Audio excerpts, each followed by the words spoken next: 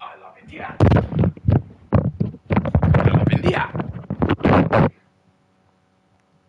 Okay. Welcome back, everyone.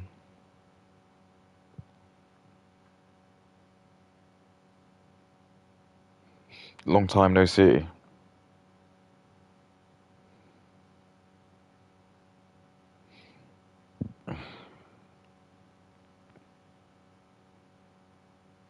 Long time no see. I love India.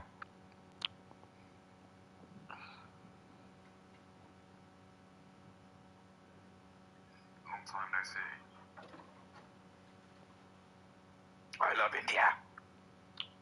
There you go. I felt that was needed.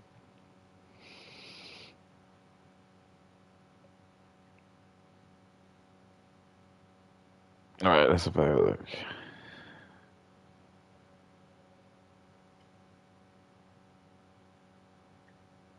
Yeah, there's like some crazy, crazy sound outside. It sounded a bit like a fucking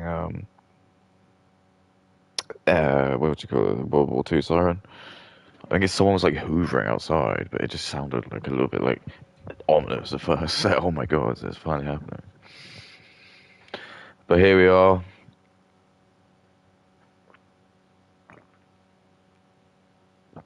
End of the weekend.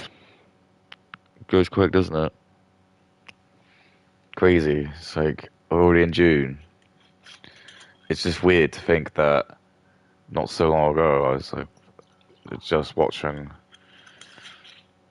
Well, I just remember it being so cold and just like wearing like uh, two jumpers and like my long johns, and I was wearing like socks, and I was just like I just couldn't be bothered to. No, so yeah, the heating I just barely put on, and it was just the windows. Just even when like I was like smoking bongs, I just had to like I just crack the window, slip open, just because it's just so fucking cold.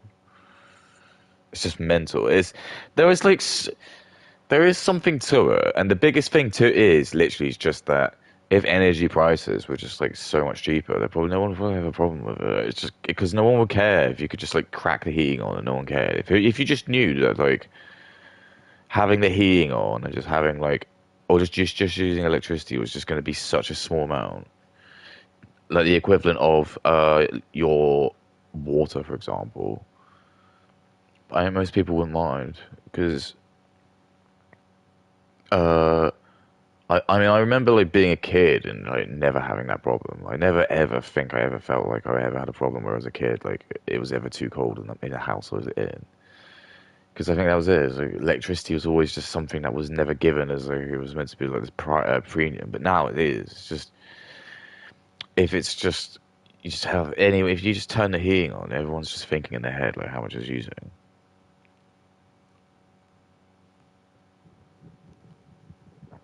And to give you context, I think it's like I basically got nothing on. I basically have nothing on in my house except the PS5 and TV, but she isn't going to use much because like, they're like LED. And then obviously just a residual energy, which would be using like the fridges and my computer, I suppose, in my like living room things, in my bedroom and stuff. Even that uses 7p an hour, which means that here hypothetically, even if I just aren't, if I'm just not even doing anything in this flat more or less, I still have to pay just almost like a pound a day, just is the standing charge of just everything. It is a little bit mental when you break it down like that. But I mean, that's the case anyway because that's just how the world is. You're not like here on like you're just like a fucking wage slave. That's the whole point of this whole the business. You're just being like psyops into believing like this is like what we should be doing. This is what should be happening in life, but it really isn't. Like nothing's actually happening. Everyone's just being like everyone's just playing like their little role. like white people's job is just to like actually have a job, and they have to work, and they're getting like taxed up the wazoo. Black people's job is just to reproduce, so they're just like being given loads of like all like the aid and stuff, EBT, and all the advances. Jews realize that they're too stupid to like be able to like work in jobs against whites, so they have to like abuse like DEIs. It's a Jewish way for them to get in. Um, but even then, it's not even that. It's just like their reputation is just really starting to like fail now because all the boomers are gone, and no one like Gen X or Zoomers or millennials are gonna like believe anyone like any Indian. It's just all the keys were just given to all the Indians over the like last, I don't know, 5 6 years. So it's still like kind of boomers have like just been stupidly lied, or not even lied to. Well, they have been lied to.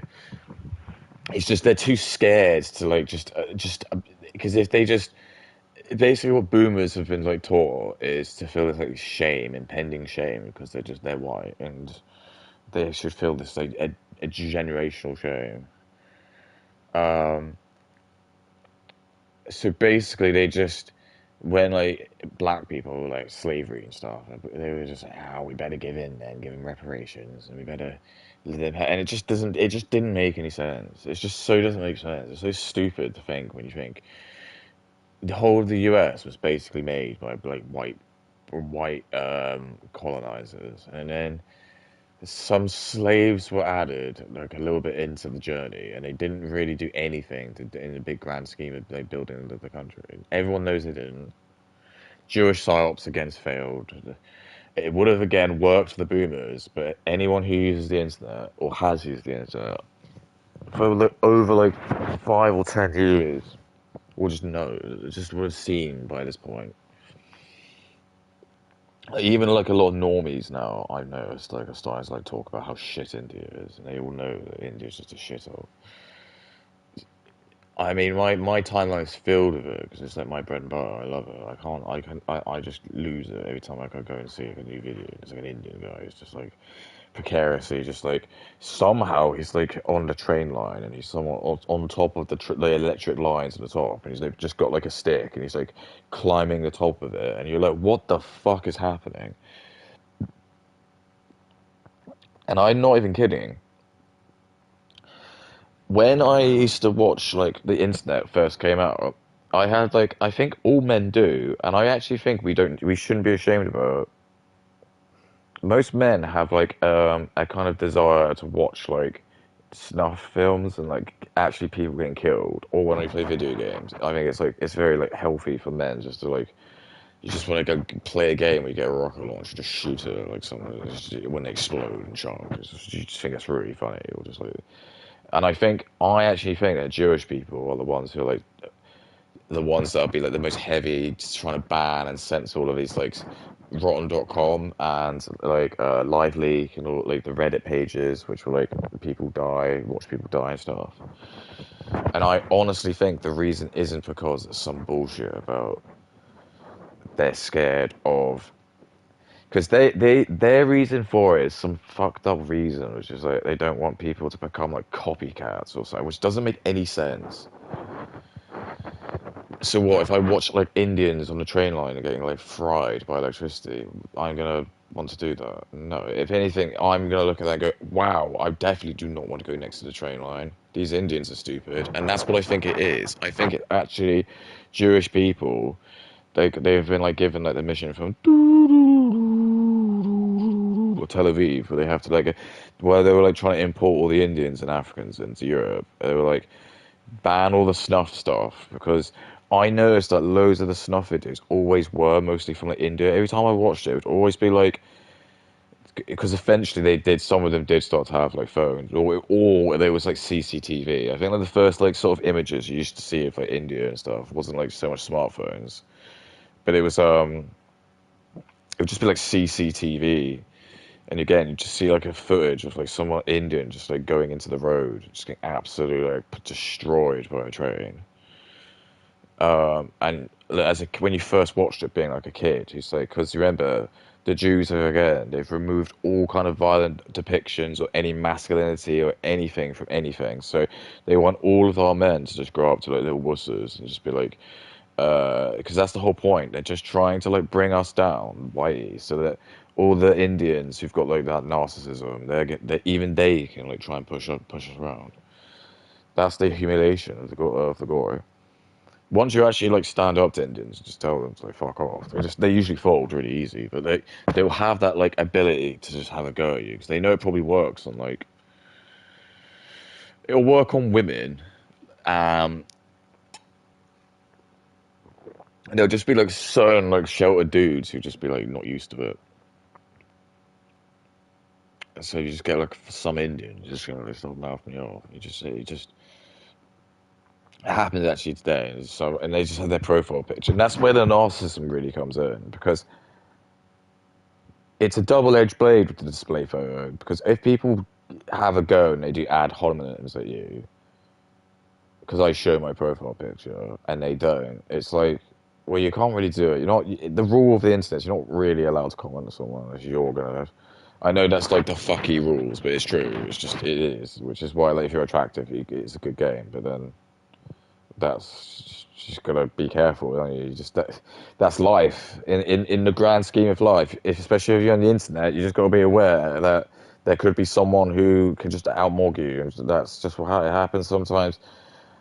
Not so much with like appearances. I'm not even trying to be arrogant, like in that sense. But I just think sometimes you just take the L. As someone will just can say something, and you can just have to take it. Um, yeah, mental. So that's just what they've done. They've just essentially they've just tried to create this sense of white people are evil. Don't celebrate anything white people have done. Meanwhile, retarded Indian, black, and Muslim people really prop up any little shitty achievements they've done. It's really inflate their ego. Give them all of like the really good jobs and all the money and all like anything to do with like show business because Jews control that all. Just give it all to them because again, it's a humiliation ritual. Put in like the most ugly and most unattractive people, shower them with money and like OnlyFans women. See what I mean? It's just when you actually like can see it, it's you can't not unsee it. It's like when you go into the Matrix and you see the code.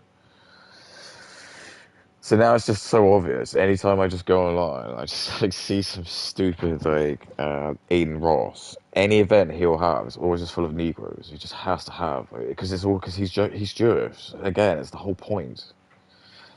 He would have been he's been told, or he's just because he's Jewish. He's just super racist, which means that he thinks he's probably the best. He'll think deep down he's like one of the chosen like 16 million. And he would have been taught that from the birth. He would have been like taught that here every time he went to like fucking the synagogue. They was singing in ancient Hebrew and shit. But that's what they're just doing. It's all like some indoctrination. So and they all nepotistically like work together. So that's what I'm saying. It's just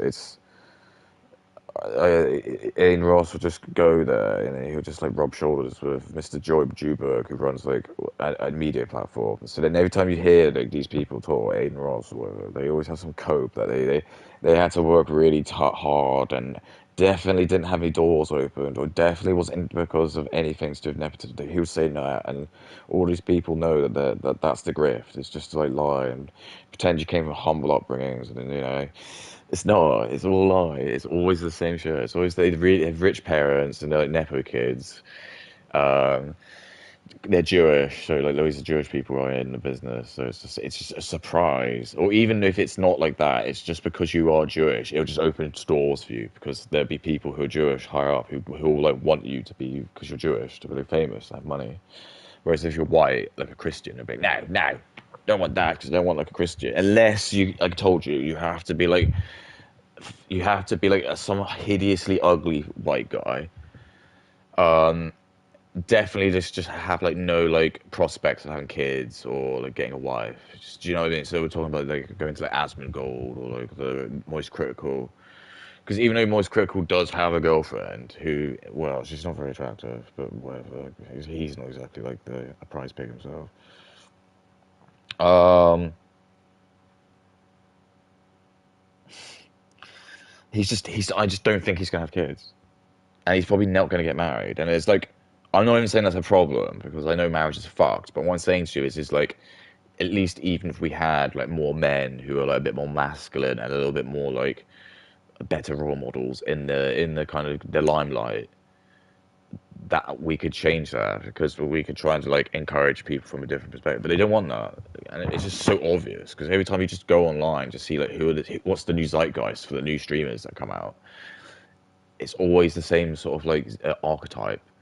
It's just generic black man who's just got some stupid name, which is just, and I hate it because it's that's all humiliation ritual as well. Part of the humiliation ritual is like they want you, like me, or like the stuffy scientist, the people like it's not, you can't even make this joke anymore because these people don't exist anymore. This is what I'm telling you. Like wokeism and feminism just destroyed everything that's like patriarchal. So you don't have like that. I was just going to use like Professor Slughorn or like those sort of characters from Hogwarts, like the professors from like the snooty universities, those sort of archetypes. They don't have those characters now because the feminism just removed them all because the feminism was like, no, no, we don't like this. We want everyone's going to have to be like a trans woman now. It has to be a trans woman. It's going to be in the top and everything. And they will just play contests to see who can be like out woke each other. But anyway, the like joke is they want like people like him to have to like when they speak and refer to them, they have to call them like Gambit or like DDC Sniper or something like that. And it's like, no, I want to say what's your real name, like Duncan or something like that. Dwayne. Don't want to have to call you by like fucking some like the stupid your stupid like stage name. This is always just sometimes just a string of bullshit or just a word that's been spelt really. And the Jews love that. They absolutely love that. They want it because they don't want any culture. And this is what I'm saying to you. The reason how it works and they get away with it is because the Jews have like a strong relationship with the Indians. So the Indians are like really hyper obsessed with like Israel. And like most like Indian dudes, like dreams, I'm not even kidding, it's just to either marry an Israeli woman. So a lot of like dudes would just probably avoid dating Jewish women whatsoever. Like a white dude. Not everyone, because like there are Jews. Like for example, not all Jews are inherently like desire. I should be careful when I phrase that. But I think like like people are aware of it. I don't mean like every single Jew. I'm just saying like there is definitely like a cabal of like Zionists who are definitely doing something, and you can't. It's just I'm too. You can't. It's almost like you're ignorant for even just saying that because you're just admitting that you just can't bury your head in the sand and you're not going to be like curious enough to try and do something about it. But it just makes sense. And like my speciality, if everyone's got like a superpower, my special superpower is like it's kind of like human psychology and sort of internet trends and sort of that zeitgeist of just what's going around. And I can kind of like picture these things. I can sort of vaguely get an idea that it just feels like this is what's happening because it's like there's like obviously there was just different stages of it. Especially sorry, it's like celebrity is just the real one, which I think is like the thing for me because there's just a lot of like dark triad stuff about it, and it's just very apparent that what's happened is celebrity did used to mean something. Once upon a time, like, celebrities really did used to mean something. To be a celebrity, you would have to have like an exceptional talent, which would usually be recognized as just being you're like you're it just kind of made sense why you're famous. Whether that being like you were a musician, it's still usually ventured in the entertainment realm, but not always because you could still limit it to other feats as well, like athletes or uh, like scientists and just other brilliant members of society. But now it's kind of just turned on its head over the course, just like Hollywood and just I suppose just I guess the perversion and degeneracy of it. And it went from the being kind of being very, very small, like very small minutiae of just like people who are deemed to be celebrities. But generally, they were usually like very good looking, um, well spoken actors, musicians, for example. But they used to usually have like very traditional kind of values because, well, obviously they had their controversies, but I'm just saying I believe a lot of them were probably just more like had a family, and that was just kind of what they did.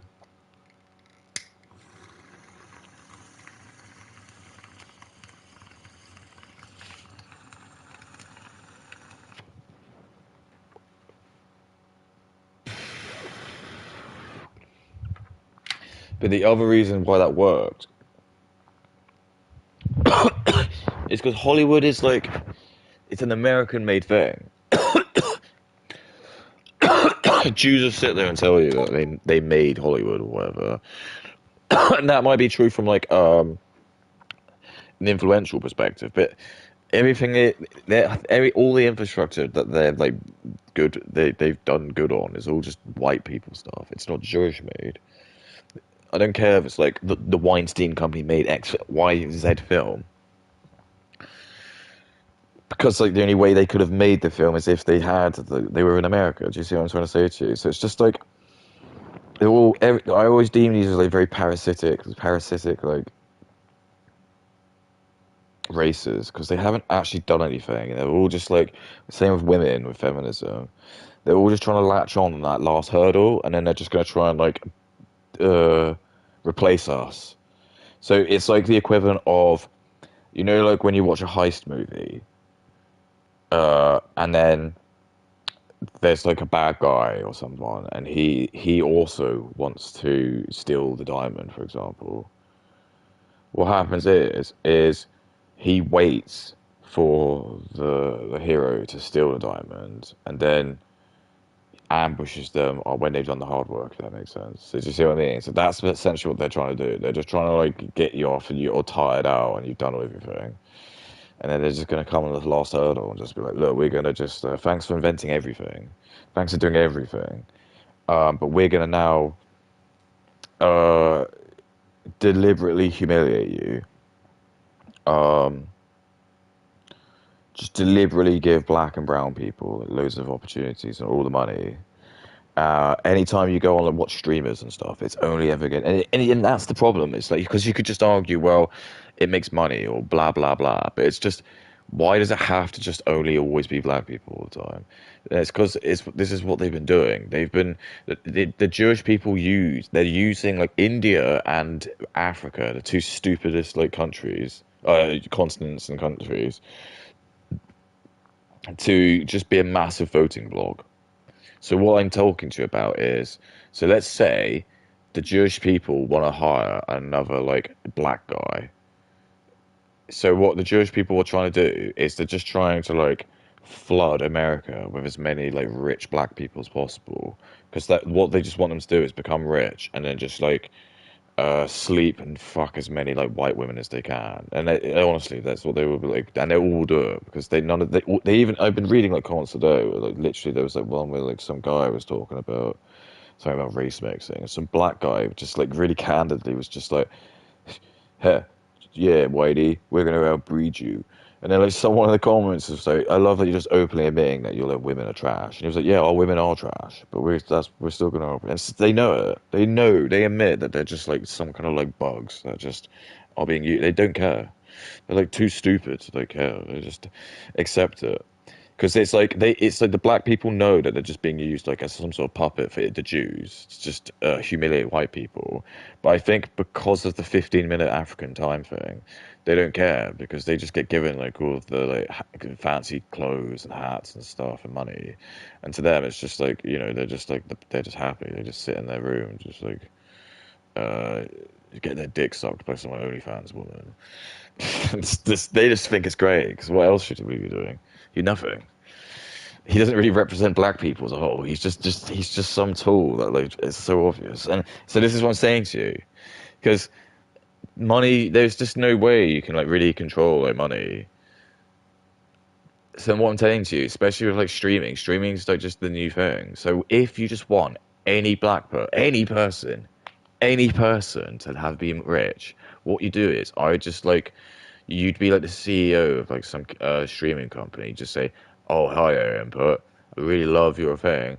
How about I pay you $1 million a year to just continue to stream?" And then you'd be like, "Oh, really?" And then that's enough. And then like again, like if you got audited, and they say, "Where did you get that money from, Input?" I say, "Oh, I'm just doing some streaming." And they're like, "But you only get 2 viewers." I was like, "Well, they paid me, so who cares?" But just I probably won't get renewed, but oh well. And that could just probably be viable because they might just say, they might like look at Kick and just say, "Why did you do that?" And they just say, "Oh, it was a punt. We just thought we would do well." And then see what I'm saying? And then everyone would look at it and go, "That was the worst decision Kick ever made." But it's because that's not really the point, and the people don't know that. They're just doing it to like shift money around. Same thing of like every time you see those fucking movies happening where they tank.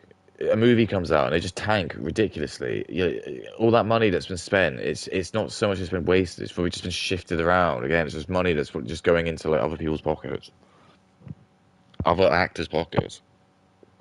Fine, they don't make it this time. They just make it another way. It's just money is just broken, and you can just control who you want to have it and not. And this is what's happening. It's very obvious that the people who the one I'm trying to say is it's so obvious the people where it would be a humiliation for them to have money are just so having to have the money, and it's obvious that there's just powers that are just trying to really do it. Because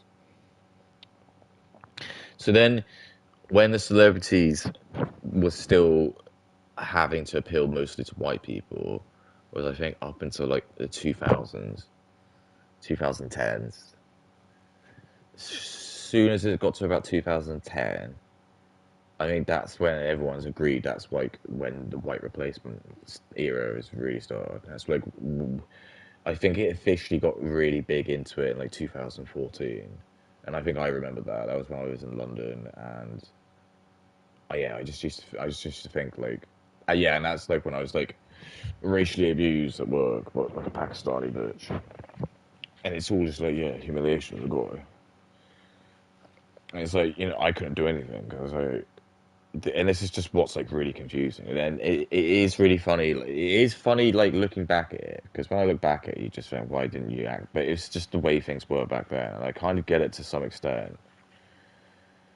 It wasn't like so bad. It was like really like it was just obvious because she's like a Pakistani woman, so her IQ was probably only going to be like 80. And now you know everything about like how like they act, how they just ease out, and they don't have any like social decorum. It just makes sense like the way she acted. Um, and then that was it. And then like, immediately after that, they like hired some fat black Texas woman to like be like after the boss after. So they didn't even like offer it to me. They just like went by on my back and just hired it. There was some woman in like the department who made that decision. And it was like I just knew I'm not playing in the same ball game here. It's just this is impossible. Just don't get why some fat black Texas woman is now making more money than I am. To be fair, I didn't mind actually that much because you did have to go into the meeting. You did have to go into like meetings more as the manager, and I think actually I didn't really want to do that because sometimes part of like that manager's job is just to be like you have to be like gregarious and sit in meetings. So like women are a little bit better at that. So I think actually part of it was probably like actually it wasn't that bad, but it was just funny. It was a fat black Texas woman. So I went from having like Pakistani woman. So I like this is what I'm talking to you about. Like I've gone through my like ego death. That's why I've turned into like a fully fledged sociopath because I've just hit rock bottom. I've been like pushed into the mud and it's so much now that it doesn't affect me. I had to go and spend the night in prison for false allegations.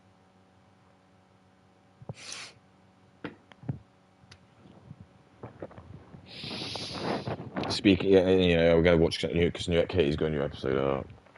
Go watch that, and she would never have to have ever gone through most of that. She or her like humiliation rituals of her getting raped, but like that word is very much reserved for the worst case scenarios, and I don't really think that if you like get with a bloke and they like get a little bit handsy with you or whatever, I don't really think that's ever going to be rape, in my opinion. The only way I'd agree with that is that maybe if like uh, what I'm trying to say is it's like actual proper forceful. Like he's like pinning you down, you're screaming, stop, stop, and he then continues with it. That I'd say is definitely rape. But if it's just like a lot of the stories where Kay's like been saying about it, where it's like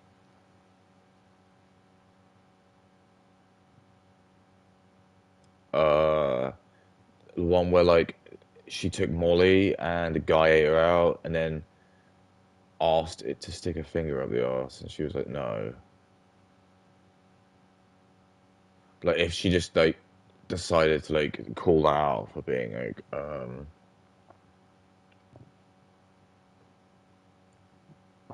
being raped, I would be like absolutely not.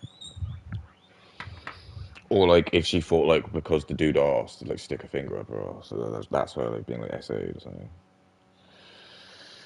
I'd be absolutely not. And then what's the other one? The guy watched too much porn. There was another one where it was something really weird. Like she was like in his bed or something. He was like he was they were definitely like just fucking, and then like she alleged then he became like did so. It's so shit. It's just we're gonna look back at this in like 5 years time, and I will remember. And it's just I'm just gonna make an effort to just really make I have to really nail this down because I think a lot of people we're just the phrase is it's just we're so tired. We are we white people we're just tired. We just are fed up. We don't really understand what's happening. But now we've gotten to that stage now where we've gone from like just being blissfully unaware, but now like I'm in my 30s. It's just I'm definitely something's definitely happening here, and I think we're all waking up to it now. It's all bullshit. We're not afraid of the racisms and the sexisms and the transphobes and blah blah blah anymore. All these like things are just we don't really know what's happening anymore. We don't understand like why our own women hate us. Every other race is women, like even black women, even like black women, right? Black men prefer to fuck white women, and I think all white black women just accept that. But black women are still like really racist towards like white women for that reason as well. But you don't. They're not like super against their own men as well for some reason. They're actually on the other side. They're like really. They love that. They always like gang up against like if a black man's in trouble, a black woman will always gang up with him. White women won't do that. If there's like if like I was getting like stabbed by like a black man, and I was like probably like fighting, and I was like subduing. So like I'd been stabbed, but then I managed to get like the situation where like I was like in control of it. A white woman would probably like run up to me and try and like subdue me because she'd think like she would just immediately look at can't turn run over around the corner when like the black man's on the floor. He's dropped his knife, but like I'm like covered in blood, and she'd immediately because she's on the floor and I'm like standing over her, and she'd be like stop it, and she'd like try and grab me and like hold me, and then the black man would grab the knife and like stab me in the stomach, and I'd like bleed out. Because that's what she's been programmed by Mr. Steinberg. Like Kay's like this is what I said to you when she watched the Jed concert. Kay, worst case scenario is being seen as being racist because women like act like in a social manner. So in that situation, she would know that like if she was wrong and like she sided up with me, she would end up being like labeled like most racist woman in Britain. And this is what's like in her brain. She like could see like the newspaper, it'd be like most racist woman in Britain. It'd be a picture of like me and Kay, like because Kay would become an accomplice to helping me. So she knows in her brain that if she at least saves me, sorry, at least helps a black guy. Worst case scenario, oh, I'm white, so it doesn't really matter. And Katie also wants that because she wants me to die because then she can become the most powerful. Because this is again, they've got penis envy. The black man will also probably give her validation as well. and probably like sexual validation in the sense that even if he wants to rape her, like women will still kind of see that as sexual validation, whereas I probably wouldn't, because white men don't necessarily just want to like fuck everything, but a black man's probably likely, especially if Katie's like white, to like probably be like, hey, thanks for saving. Hey, you want me to rape you in the back of the van? Katie be like, oh, yeah, I love that. Now that Whitey's dead.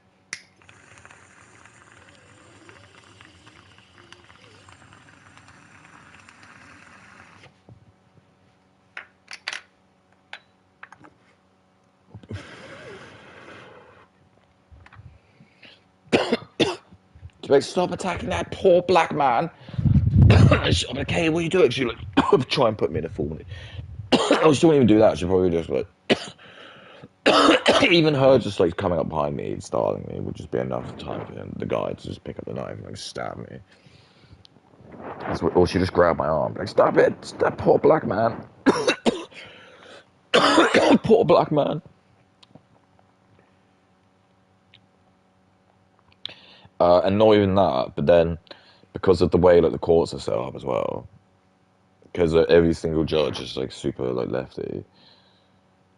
Even if I do defend myself, somehow the basic the tools of the black African guy is that he hasn't got anything to lose, and this is the tool that is being done because they're all being treated the same.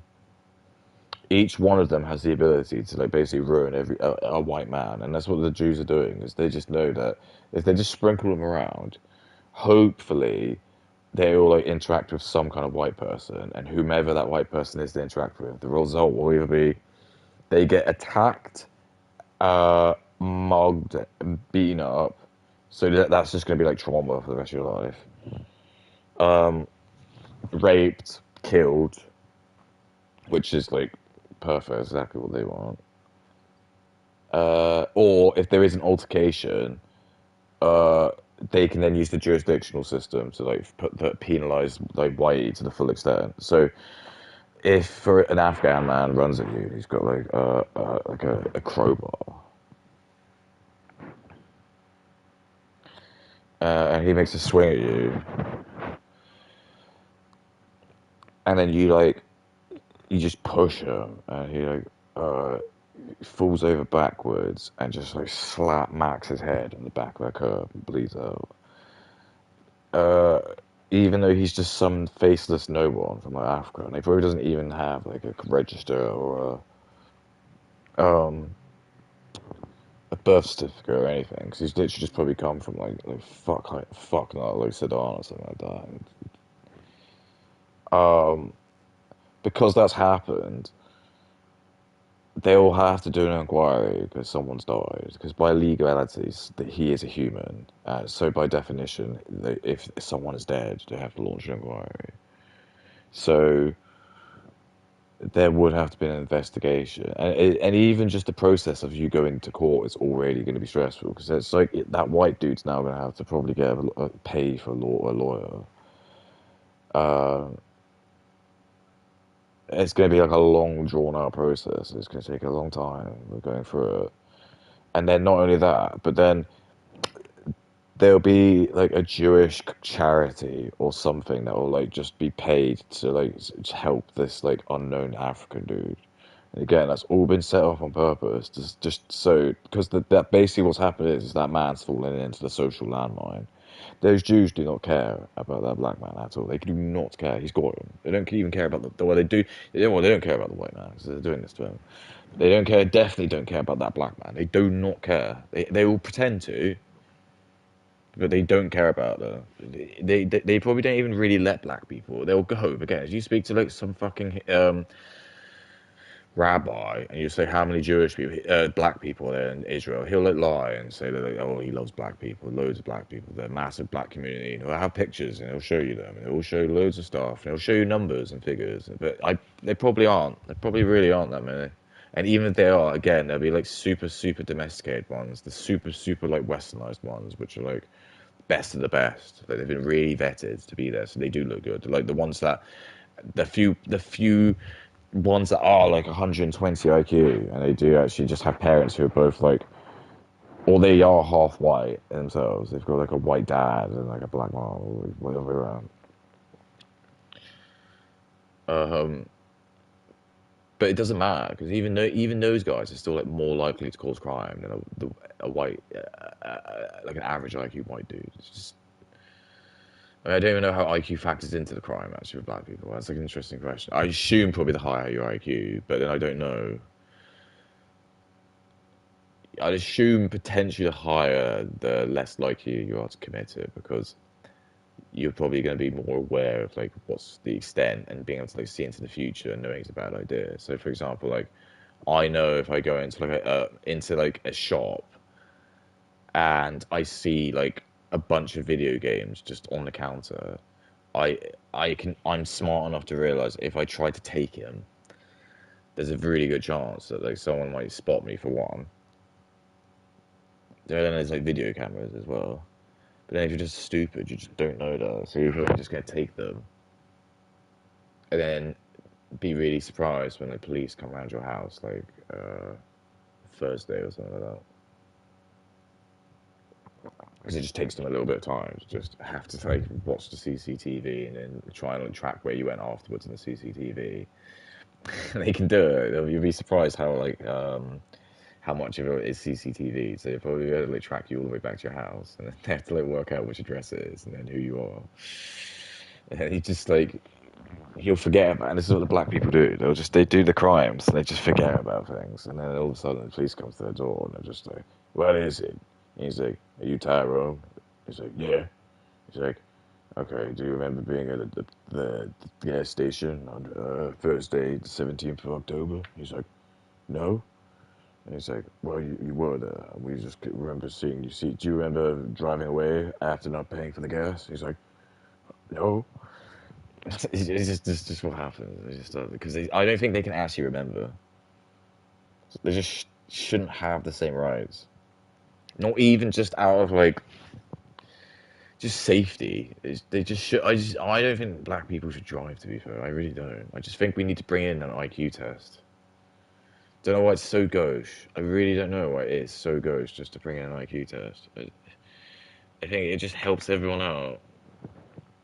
It's not a crime to be stupid. I don't know why there's this like weird taboo that you can't be stupid. You can be stupid. You can be as stupid as you like.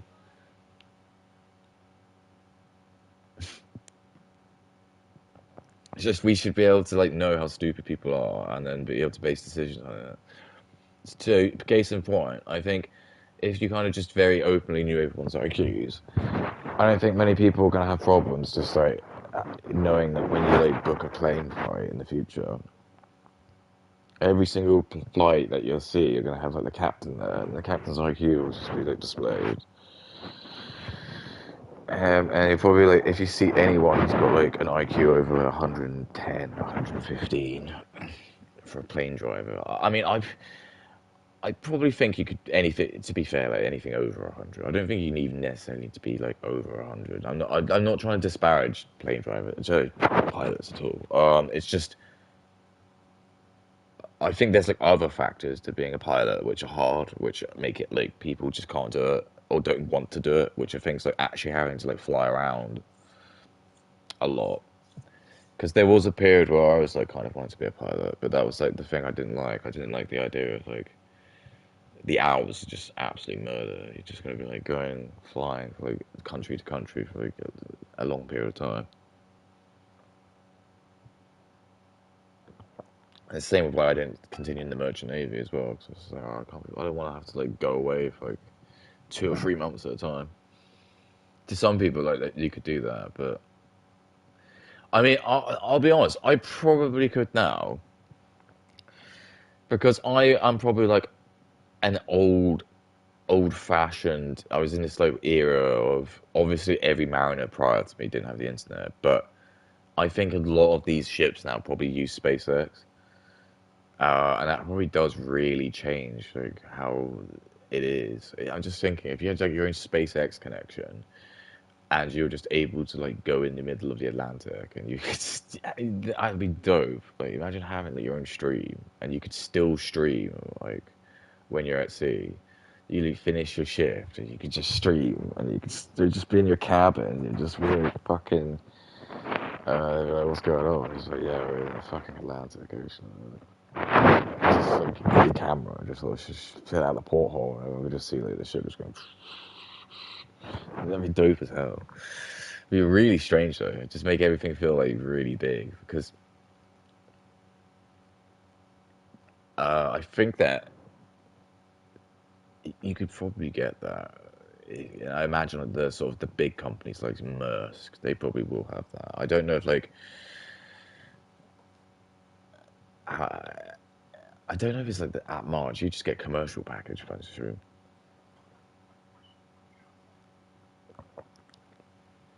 But I would be just make it so much better. And then you could just go on there and you could just like use the internet. Just make it so much. That would just make it so much easier. Because I know that is really like bad to say, but it is true. Like when you're like at sea and you just got no internet, it's not too bad because you just resort back to using like watching TV and things. It's just interesting because I just think like when my dad was telling me when he was on his cruise because he was literally a classic group. He just said they have a SpaceX and it just works really well. And he says just go on and they give you like a code. Because I was on a cruise ship in like 2010 or something, and they didn't. Well, they did have internet, but you had to go into an actual physical like internet room.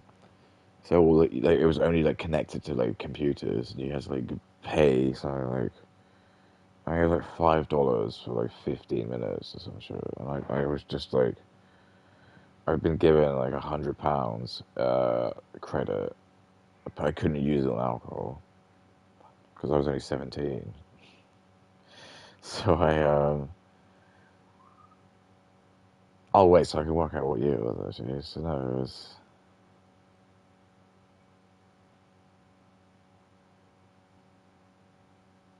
It's been like 2007 and 2008.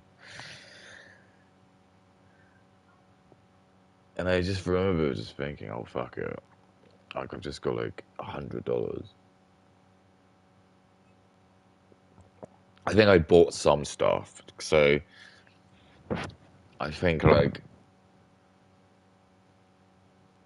I think to buy a Coke, you had to actually pay $1 for like a can of Coke. So I had used like a 60. I was on like $60 because by that point I probably spent like $40. It was like just sodas and just like a couple like chocolate bars and stuff every now and then. And then you go in there, and there's just some woman at a desk. And she's like, how long do you want to use? And I was like, oh, just 5 minutes, 15 minutes, please. Maybe five. And you just put your card in there. It's like, boop. Is it your computer number 8? It's a super, super cold room, so just pumping the aircon. It's just really bright lights on, and then you just sort of, it's sort of in a circle like that, so the person in the middle can at least watch what everyone's doing. So you can't sit there like beating off the bit porn. It's like that. I've forgotten that analogy. There's like it's like something's island, but it's like the Shutter's Island or whatever. It's like the watchman's got his post in the middle of the island. He's able to see into every cell because he can see like 360.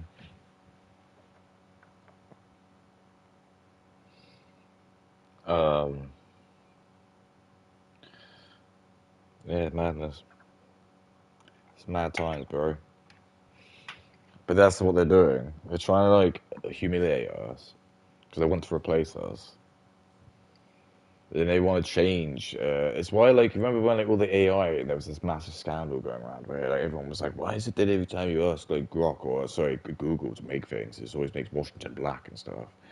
I really think that again, that just supports my view that they were just trying to feed in all of this like Jewish propaganda that black people invented everything because they just wanted to try and aggressively replace us.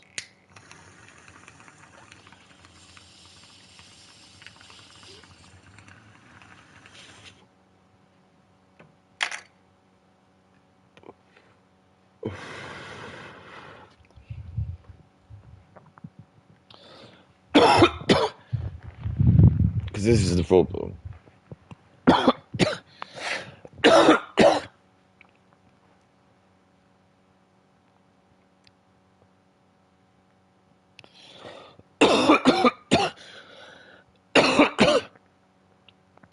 It's just interesting because Restore could win.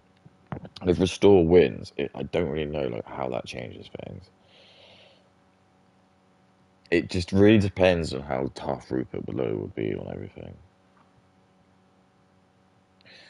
Um, that might be the last salvation we have. And it's just that's why it's like every day you like see his post. You just gotta pray you're not gonna like see some fucking hippies come out with it. Gonna find out he's being paid by like fucking Zionists or some shit. He hasn't really said anything about Jews actually. I don't think so. I don't. It's just I think his policy is just it's not his point. But he said everything's just pro Britain. But I imagine he probably would be like anti just like having people. I think that's just what you have to do.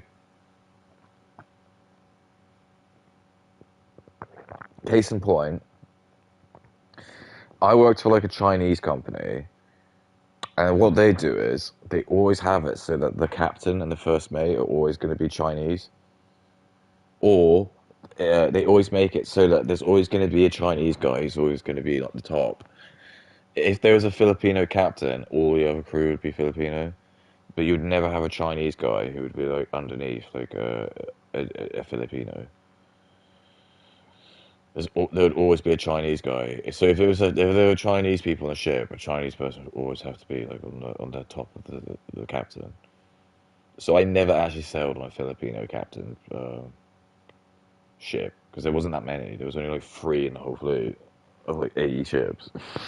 But what? And before you say anything, who cares? It's a Chinese company. They can do that. And I just think like again, that's the attitude you should have. If you don't want to hire black people, you don't want to hire Indians, and you don't want to hire women, just say that. Just don't do it. I think you just need to start doing this. Just like the amount of like nepotism you see with the Indians.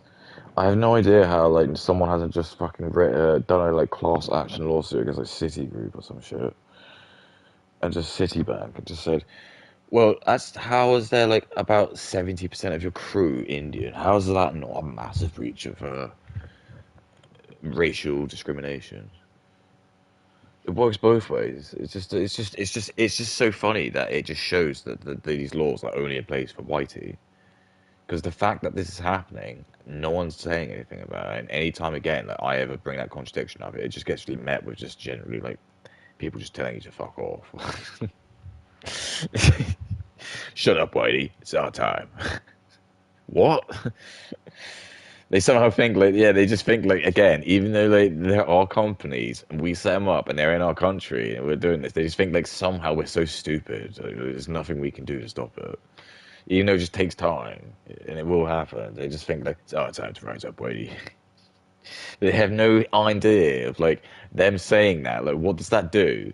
They don't understand that by pissing like Whitey off me. They don't understand like what my influence could be and what I might be like in the future. Just knowing that and getting fed that over and over again. Because this is what I'm telling you. They're too stupid. The IQ is too stupid. It's like several standard deviations below like what most white people's are. So it's very hard to fathom it. Like one standard deviation down from like 100 it'd be like 85 or something like that. And I'll just probably be like 85 IQ. So you're just going to be probably like very, very easily entertained by bread and circuses. So that's probably like what a lot of black people are. A lot of like the kind of black people. So just watching like N Ball, eating goy feed or goy slop, which is just going to be like McDonald's and even though I did have McDonald's this weekend, but I mean like just aggressive. I don't like using that, but I guess it is. It's like eating McDonald's a lot, like multiple times a week, and spending a lot as well. Like, to give you context, I went to McDonald's. I got a fucking one McPlant burger and medium fries, and I used a voucher, so it was $2.99. And well, it was my dad who bought it for me, and he got me like a medium Coke, and that was insane. $1.99 for a medium Fanta. $1.99. I could have gone down to the Tesco's down the road. I even said it to my dad. He's like, "Why didn't you just do that then?" I was like, "I wish I had said that." No, but he's right. I could have done that because he bought it. I couldn't believe it. $1.99. So that drink almost cost the same as my whole burger and the chips. Like, and what do you think that drink cost them to make? Easily made like the most profit. Profit from drinks, 17,000%. 80, and I'm not even like those do sound like even that's a big number, but it's water. Most of that's fucking water. The ice is water. The only bit that they've added is the syrup, and that's not going to cost them that much. Utterly insane. At least with the fries and the burger, like you think to some point, like, okay, all right, I agree. I feel like paying $2.99 for a. That's how much it should cost. If I ran the country, that's how much it would cost. You would be able to get a McPlant or a Big Mac and chips for and a drink. Yeah, a meal should be about $2.99. That's how much I would do it for. I think everyone would agree with that. They'd nod and say, "Yeah, that feels fine." Getting given chips, a burger, and a drink for $2.99, everyone would go in there for lunch, and they could make loads of money. But they don't want to do that because they know people will still go in there and pay like £8 for like the Buck Premier Arch double bacon burger meal. Literally, like the burger itself would be like $5.29 if you just want the sandwich. That's what they say. It's funny they call it burger, but then they refer to them as sandwiches.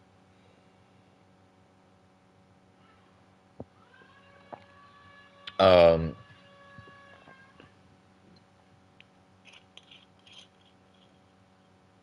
yeah. What was my point? Yeah. And then the chips, and it's just again, it's just shit. It's like if you wanted to make it different size, it doesn't change the size of the burger, so that just completely ruins it. I think there used to be a day where that wasn't the case, and that was a glorious day. You'd be able to actually like get, like, would you like supersize? Yes, and the supersize actually did quantify how big a burger, but I respect why they didn't do that because that'd be a fucking nightmare. All right, we need two medium Big Macs. Like, if you got that large Big Mac, hang on. You gotta make sure all the buns as well, because the buns are all gonna change correspondingly. Although I think that's the psyops as to why they don't do like wider burgers. So that might not be the case. Just like thick of patty. No, I don't really do it. So all you're paying for is just extra chips and extra drink, which is just not worth it, is it? Because you'd think if you're getting like more bigger burger, yeah, I go for that. Any other place you go to, if you go to any other restaurant, you get like large, you get everything else large, don't you? You get a large pizza. It's not just, all right, we're just gonna make the crust more. Just give you loads more crust. We're just gonna like thicken the crust out. Technically, it weighs more. Um, yeah, it's just yeah stuff. So like bread and circuses, so N ball, and that's what I'm saying to you. This is what they're doing. They're trying to replace us. That's why like a lot of like people who are saying, when you look at the demographic of people who are saying like they don't think the entertainment's very good, it's usually like smart white guys who are saying it. It's usually they're the ones that was like noticing just this like stupidification of like the world. People who don't notice it and they love it, it's like black and brown people because they're the ones that are being given this because they're like the tools. So Jewish people want to try and like make them outbreed us, and then the Jewish people will be able to rule over because at least the brown and black people, and they know that at least Indians like worship Jewish people, so they're all and a lot of the Jewish people are just gonna like just turn like black people into perpetual entertainers because it seems to be the only thing they can do. So they'll just have like this like it's just like I said to you, I think black people know that Jewish people are just using them, but don't seem to care.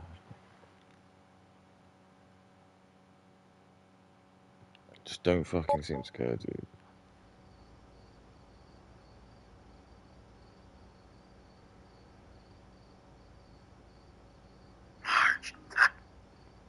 Marge, it's me, Selma.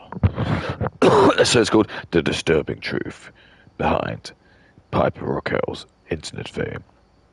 And it's just got like, so I'm gonna just look at like quite a few of these pictures. The thumbnails are really funny because she does.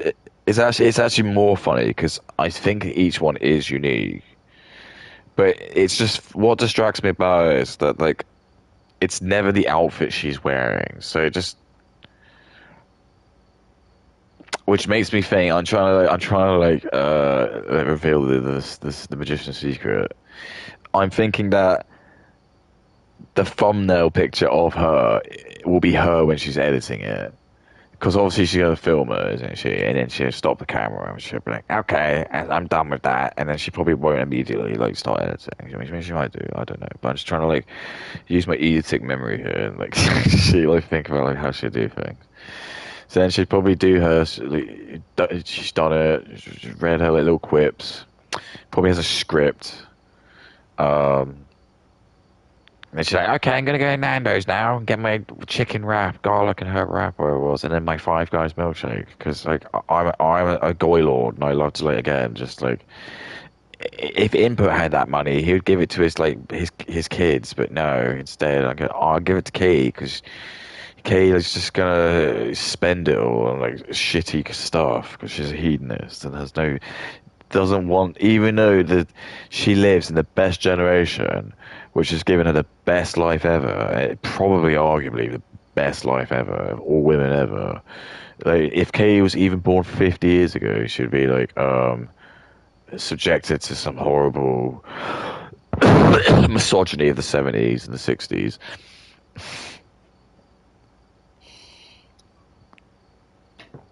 But she isn't. It's like Kay's getting treated how the white men should. The ones who get done everything, Kay, but she doesn't. She's just too stupid because she's being used as well. Because she's more easily manipulated. So what I'm saying to you is that like the fact that she's voted green is just it's crazy. I'm not gonna forget that. I'm not gonna forget that. I can't believe you did that. I mean, obviously, I knew you did, but it's for you to be so just candid about it. Black woman is like, ah, yeah, like that's Starmer. And I was like, yeah, well, that's fine. Everyone thinks Starmer is fucking fuck himself. And you're like, don't tell me you voted green. Yeah, Zach Palance. It's like, Zach Palance. What? What is Zach Palance? Zach Palance is like the weakest shit I've ever seen. I would boot Zach Palance up the arse. That's not fair. That's not fair. Investing isn't as scary as it seems, and it's a great way to grow your rules, so I don't really know what's going on. What's happening? This self-proclaimed religious leader was and ended up amassing over 12.2 million followers.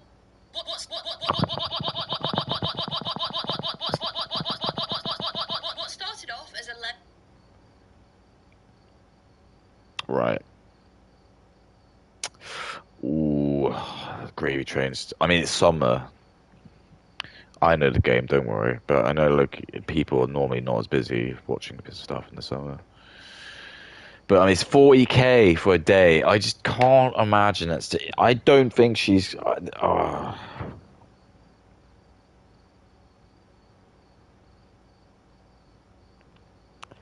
I think her stuff is. She's. I just don't think she's going to transcend. I know like her account's growing, and it will. But what I'm telling you is, because she's like a white woman, she only really does have until she's like 30. I'm not kidding. Do you want me to like again? Like I told you, this is like my. There isn't really a study for this because it doesn't exist. The internet culture hasn't existed. So I'm telling you, when we're back in power, and like women are second class citizens, not in a Sharia law way, but we've sorted you out. Kay's in the nut house. All the Africans back in Africa, all like the Muslims back in their Muslim countries, all the Indians back, Jewish people respectively, like have no influence. They can stay here, but they're just like highly like there's just a lot more like vetting going on now when people get hired into things. It's not gonna let anyone into a job. We're gonna be asking stringent questions, and there will be like questions coming up about your religion, and they're not gonna be questions you can't ask about. We're just gonna change you. We can do that because this is what I'm telling you. Some Jewish person's done that. They've just change you. Strip it all down. We can just be like, no, you just ask what you want. Yeah, if you want to fucking ask this woman who wants to work in your business, are you expecting to have? Do you think you're gonna have kids? And she says no, but he still hires, doesn't want to hire you, and you call up to why don't you hire me? You say, oh, I just think you're gonna have kids. That nothing should happen to him. That's what I'm telling you. That's exactly what I'm gonna do. We can just do that. We can just change everything. Because that'll just be an incentive for women to like then. Because what that will mean is women will then realize, oh, fuck that then. Because every time I try and get a job, I just get met by some dude who just says, oh, I'd rather hire a bloke because at least he's not going to be pregnant. So I might as well just get married and just like, yeah, and exactly. But that's why they don't want that to happen because they want the women to go into the business because then the Jewish people secretly want, they want like the white man to like, they want someone like this. This is what the Jewish people want. So the taxes already in the UK are like fucking crazy. Probably some of the worst you'll ever have. In like some countries, in like the Saudi Arabia, for example, if you're probably just like some Saudi Arabian dude and you probably just want a little bit of seed money for like a venture capital like idea you had, you'll probably just get like there'll be loads of these like oil baron guys who'll just give you like an infinite amount of money probably just to do it. The only problem is like you'd just be stuck in Saudi Arabia. You're not allowed to go anywhere else. So if you want to drive around your Lamborghinis, that you can, but you're just gonna be, and that's what they do. But you're just stuck in like Dubai, and this is what they do. They'll just drive around in the fucking Lambos. But it's just who cares? You're in fucking Saudi Arabia. No one gives a fuck. I just don't. You can't make Dubai cool. Like, Andrew Tate just keeps trying. I don't ever want to go to Dubai. I have no desire to ever want to go there. Really sorry. Like all that materialist stuff just doesn't impress me. I hate the heights. So the Burj Khalifa. I just really. I'm not. I do not want to go up it. Um, I just don't. I have no care for it.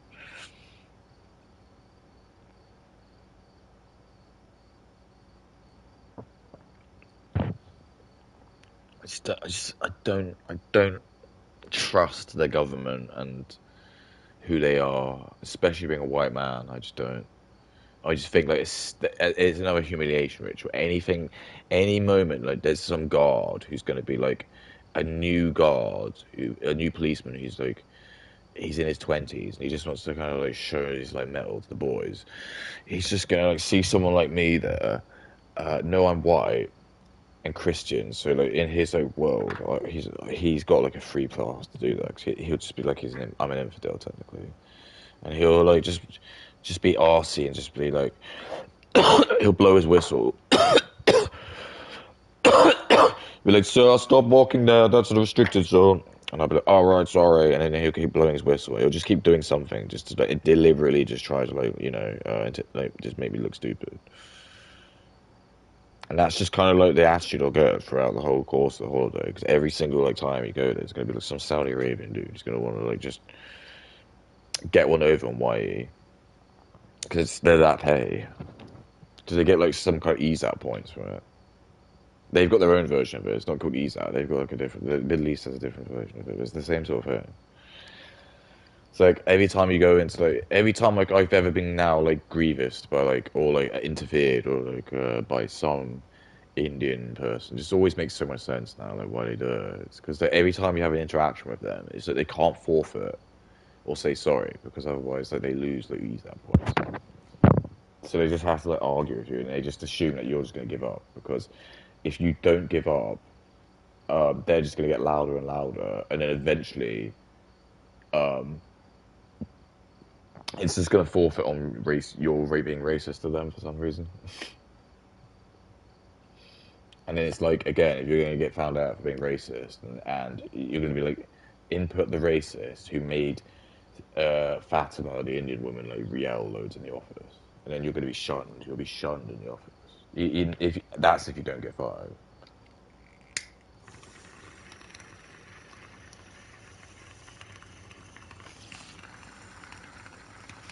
Whereas if you have like a normal working business, what would happen is it's like Fatima would do that and start like just freaking out. I'd be like, Fatima, shut the fuck up. And I'd just say, my boss, my white male boss would come in, like, what's happening? And I'd say, Fatima's just yelling at me for some weird reason. It's just some reason, like I haven't done anything, but she's just started to like have this massive issue with me. She just started, and then like there'd be like white colleagues around me, like white male colleagues who'd also like gang up. They wouldn't even gang up; they would just tell the truth. And it's like, yeah, I agree. That's actually what it happened. They'd be like, Fatima, I think we need a word in the office, and then they would just get rid of Fatima, and that's exactly what should happen. It'd just be like, I don't know. I was came into the break room and I was just trying to make a cup of coffee, and when I tried to reach for the kettle, Fatima just kept like awkwardly like putting her body in the way of my arm. So every time I was like trying to like, just turn the kettle on, she like and I said to her, "What are you doing?" And she was like, I don't want you to make a cup of coffee." So I just want to turn the kettle on. I've only got a couple of minutes to get on my call, and she just refused to do it. Just something like that. So if that happened in today's like situation, they would gang up with Fatima. So like they would all gang up with Fatima because the HR person would be like some woman. It would be like it'd either be like some alpha widowed like woman who's like got no kids and just has a gripe with white men. So she'll just gang up with Fatima and just like get rid of me. Um, the boss will probably be like an Indian guy or like a black man or a woman, and they'll all just gang up with Fatima because they'll all just want to get rid of you. Because all of them have been taught at birth to not let any patriarchy win, and patriarchy to them isn't like, even though they go home and they probably get whipped by like their Muslim husbands, they will still see me as still being oppressive compared to them. They would still want their like husbands to become become the rulers over me.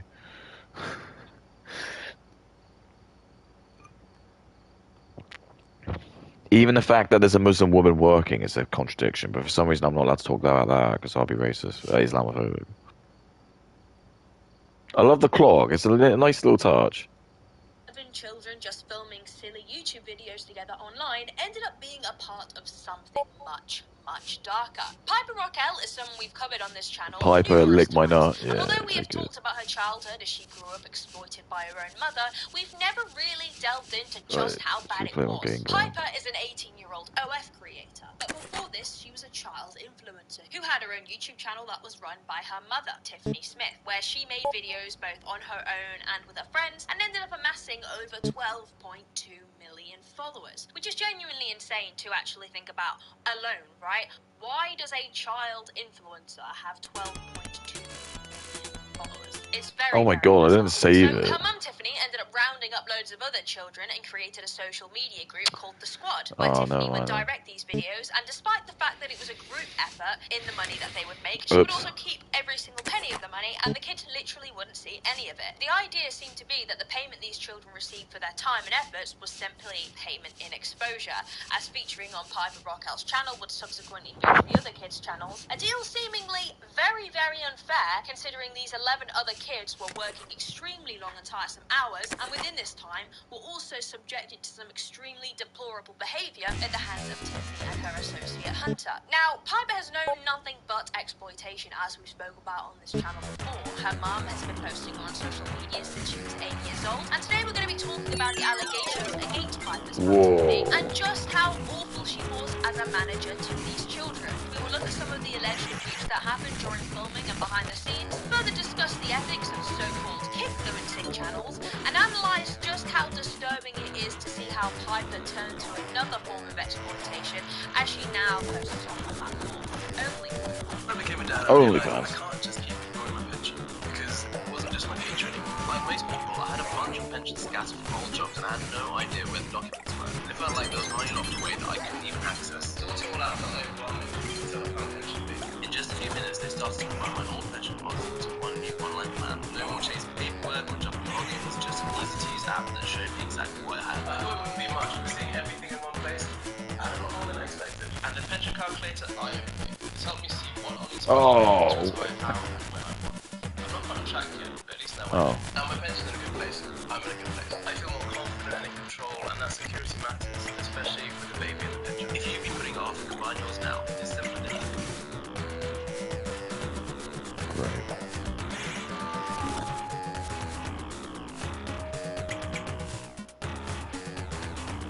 It's a ship. There's another ship in this system. Humanity is unlovable. This is crazy. Not just with our leaders. Okay. Only. Now, over the past year covering Piper on this channel, I knew that she had been used for content by her own mother. And I knew that despite Piper herself saying she personally had no experiences, 11 other kids have said otherwise. And I also knew that the allegations made against What's Miss this Smith do? were bad, Oh, but wow. honestly, I didn't really know just how bad they were until I finally got round to watching the Bad Influence documentary on Netflix. The lawsuit brought to Tiffany Smith, Piper's mother, was settled in October 2024 for approximately 1. So you know, this is the stuff she's reading from a script.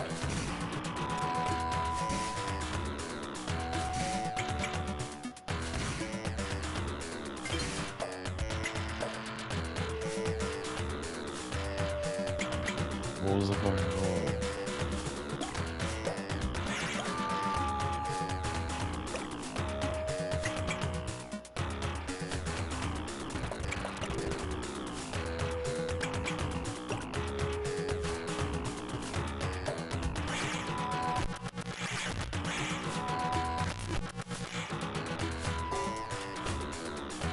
How did you jump on it? Oh, I just did the egg, guess what?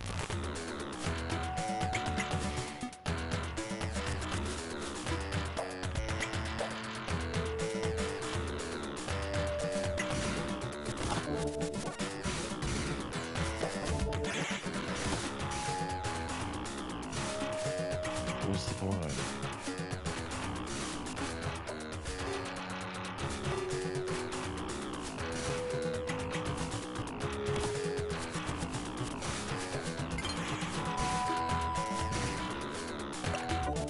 What's the fucking Jason house?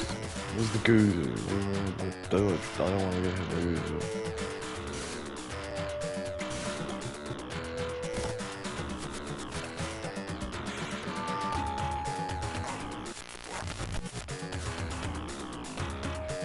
Just have to know that.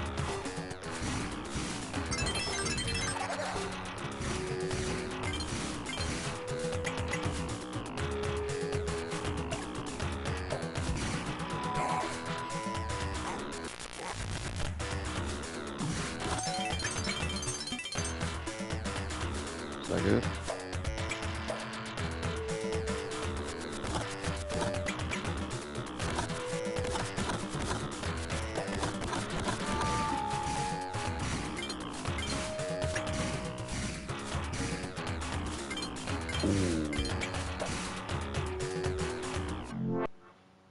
What?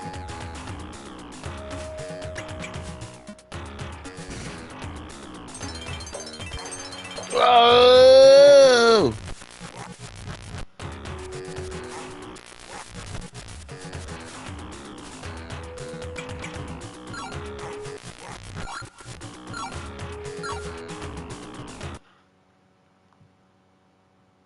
Dude, I fucking slapped my cock on this.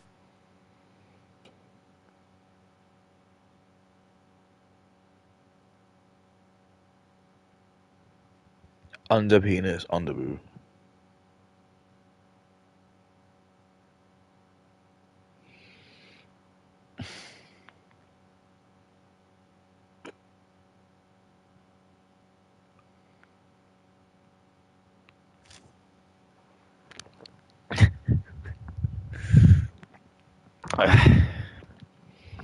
It is quite funny because I don't know. It's just like there's like a sweet kind of satisfaction that like black people kind of finally getting pushed back now on racism. It's just people don't care anymore. It's just interesting because it's like it just must be a bit of a scary and weird time being black at the moment, because I just think I don't really know like, what to think, because I think the worst thing I can say is I just don't think anyone wanted it to be like this.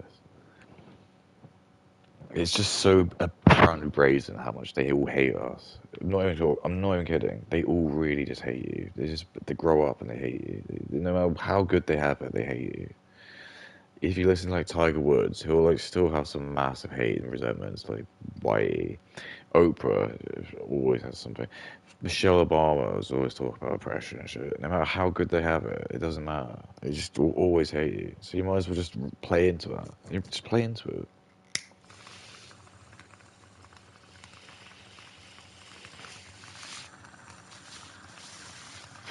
I've never had a black person be like, "Oh, well done, dude. That looks awesome. Looks so good." You never have that. They will only like each other's stuff. It's why like they have black guy. If I drew a picture and I put like a black guy in front of it, loads of people do it.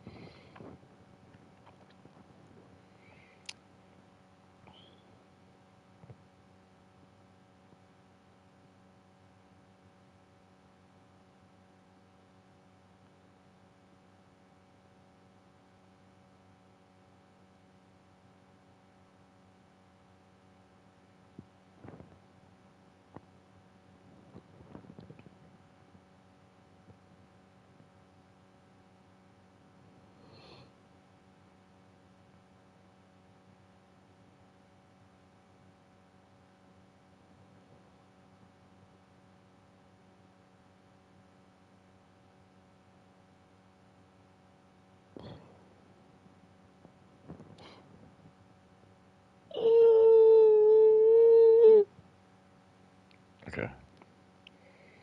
Yeah, they hate you, dude. You gotta teach them how to hate you. They fucking hate you.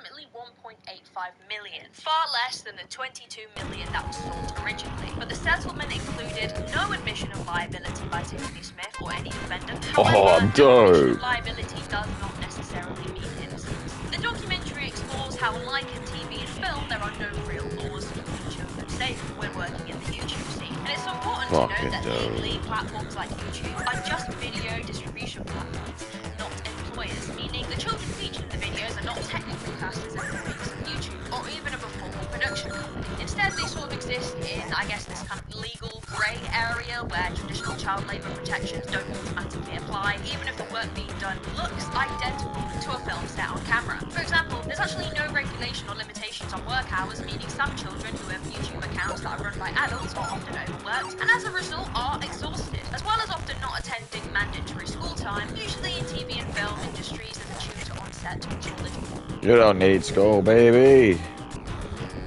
Make millions of Indians jerking off to your bongo. And the tank is very unusual. Like the skulls are very good.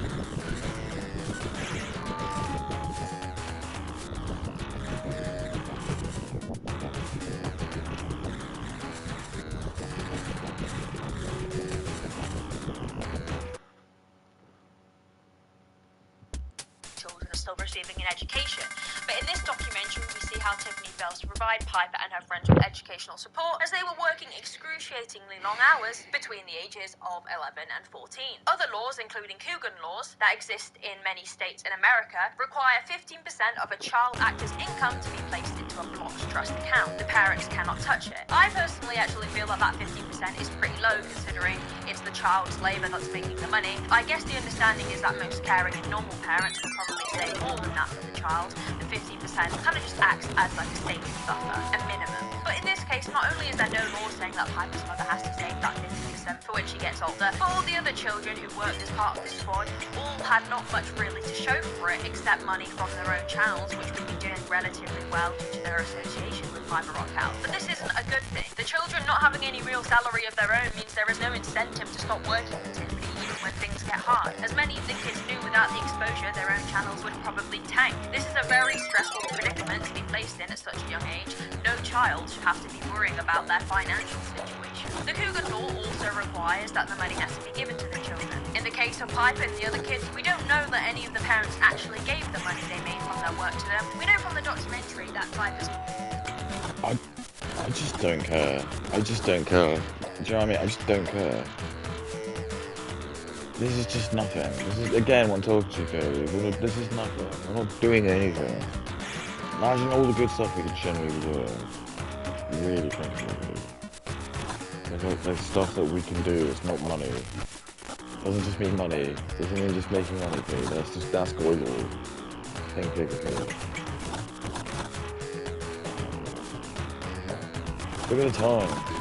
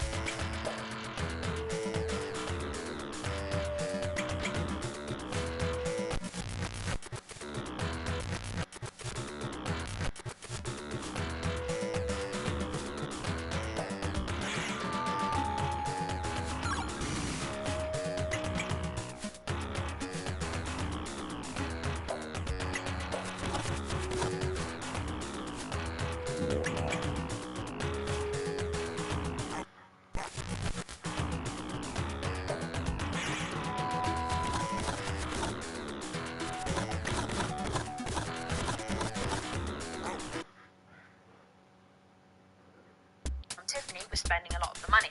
She would brag to the other mums about how you can make so much money from social media, and she also moved herself and Piper to LA. It was very clear Tiffany saw this money as her own, and despite the fact that it was estimated at Piper's channel's peak, she was making hundreds of thousands of dollars. None of the kids were paid fairly. None of the money was spent to help protect the children and maintain a healthy work environment. When the parents eventually challenged Tiffany about the lack of their child's earnings, she would simply state that being part of the squad was their payment, essentially that they should be grateful to be associated, as in turn their YouTubes would also get good views. But of course, this is not fair. This isn't right. This is not normal. This wouldn't happen in the regular TV and film industry. Not only is payment by exposure a poor excuse to not financially compensate the other kids, but in the regulated media industry, this would literally be illegal. This is the sick part of Katyklism. There's no protection for these poor children. The income that Tiffany was making off of the back of our own kid and 11 others was put back into the business to produce even bigger videos, ergo making even more money. Was even buying Tiffany. So I can't do it. I don't know what I do. This is fucking amazing. What does that do? What's the point in that? What is that gonna do?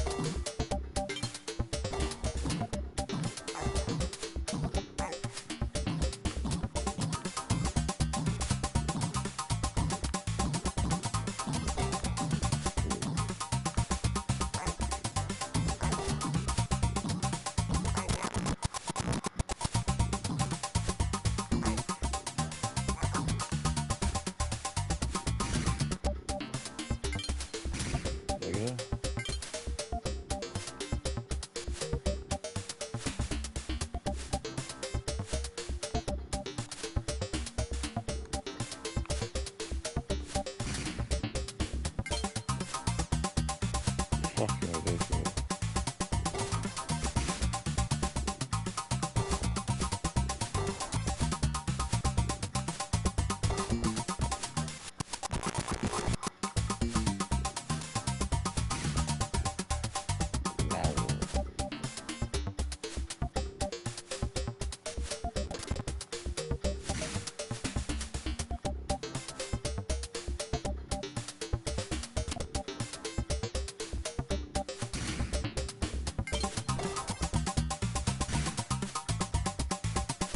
Oh.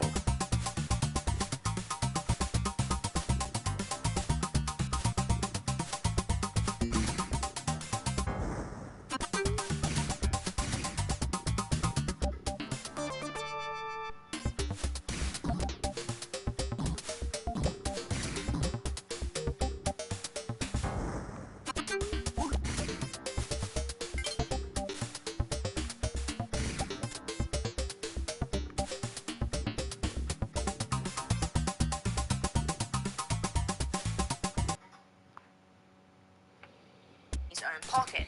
Other traditional TV and film laws also mean there's limited work hours for children. These laws depend on age. In the case of the children that are a part of the squad, the maximum total time that they should be in the workplace is 9 hours a day. But those 9 hours of work also include school time and meal breaks. So actually only 5 of those 9 hours are meant to be actual work. There are also nighttime limitations, meaning children between the age of 9 to 15 should only be working these 9 hours between the hours of 7 a.m. to 7 p.m. But in the case of Piper Rockell and her friends, not only were they massively exceeding the amount of hours that is recommended, but they would work often into the early hours of the morning. And this is the issue. YouTube and other social media platforms often aren't taken seriously as real jobs. Making money from social media is often not seen as a legitimate industry, leaving room for dangerous exploitative methods to be taken in exploiting children for maximum profit. The reason for this, in my opinion, is firstly because I believe many of the older legislators still don't view social media as a proper job. I mean, I know this from my own experience, right? Anytime I've tried to rent a house or do anything that involves finances, I remember when I was trying to hire out commercial renting space, the estate agents just weren't helping me or taking me seriously, and it was really frustrating, and it genuinely felt...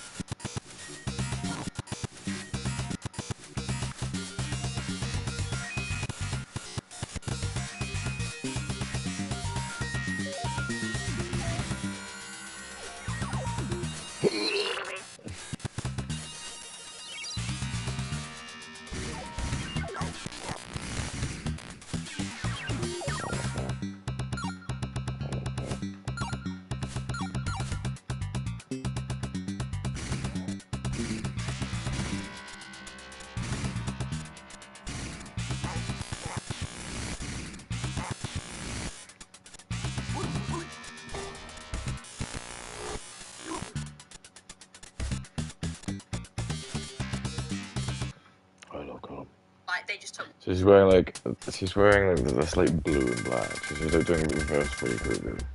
She's like Jenny Krueger. She's like Freddy Krueger's girlfriend. And then she's like wearing her makeup because she's talking about a porn star. So she's got. So again, this is what I'm trying to say because she's like bringing sex and OnlyFans into it. She wants to like kind of like get the guys to like envision her. So like it's like if you keep wanting something, just keep like envisioning it. Is that the sort of shit that women think about? Think it, dream it, do it. Think it, dream it, do it. Think it, dream it, do it.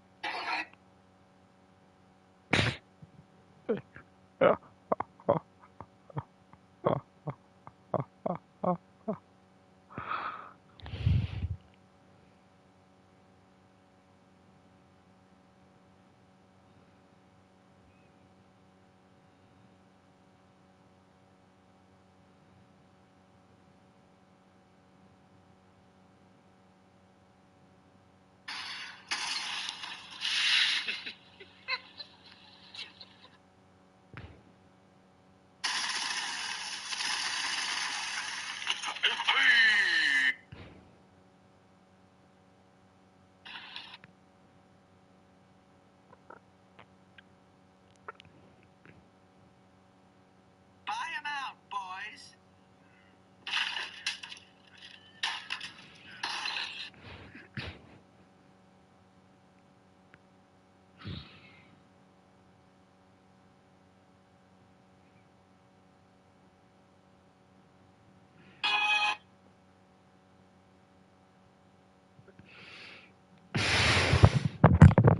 What does that mean? What does that mean? The fuck does that mean?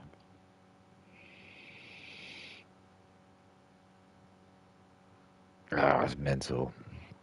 Right, let's have a look. How long have I been going for?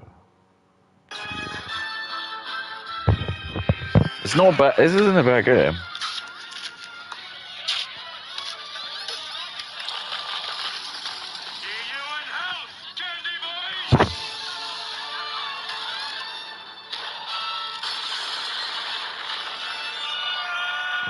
It's clean.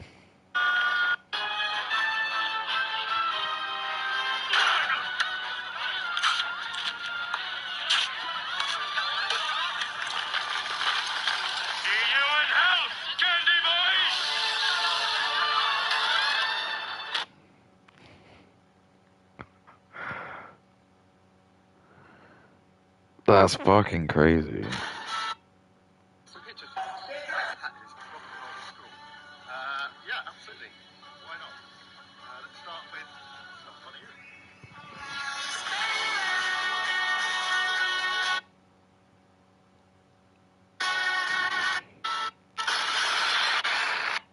He sent me this year.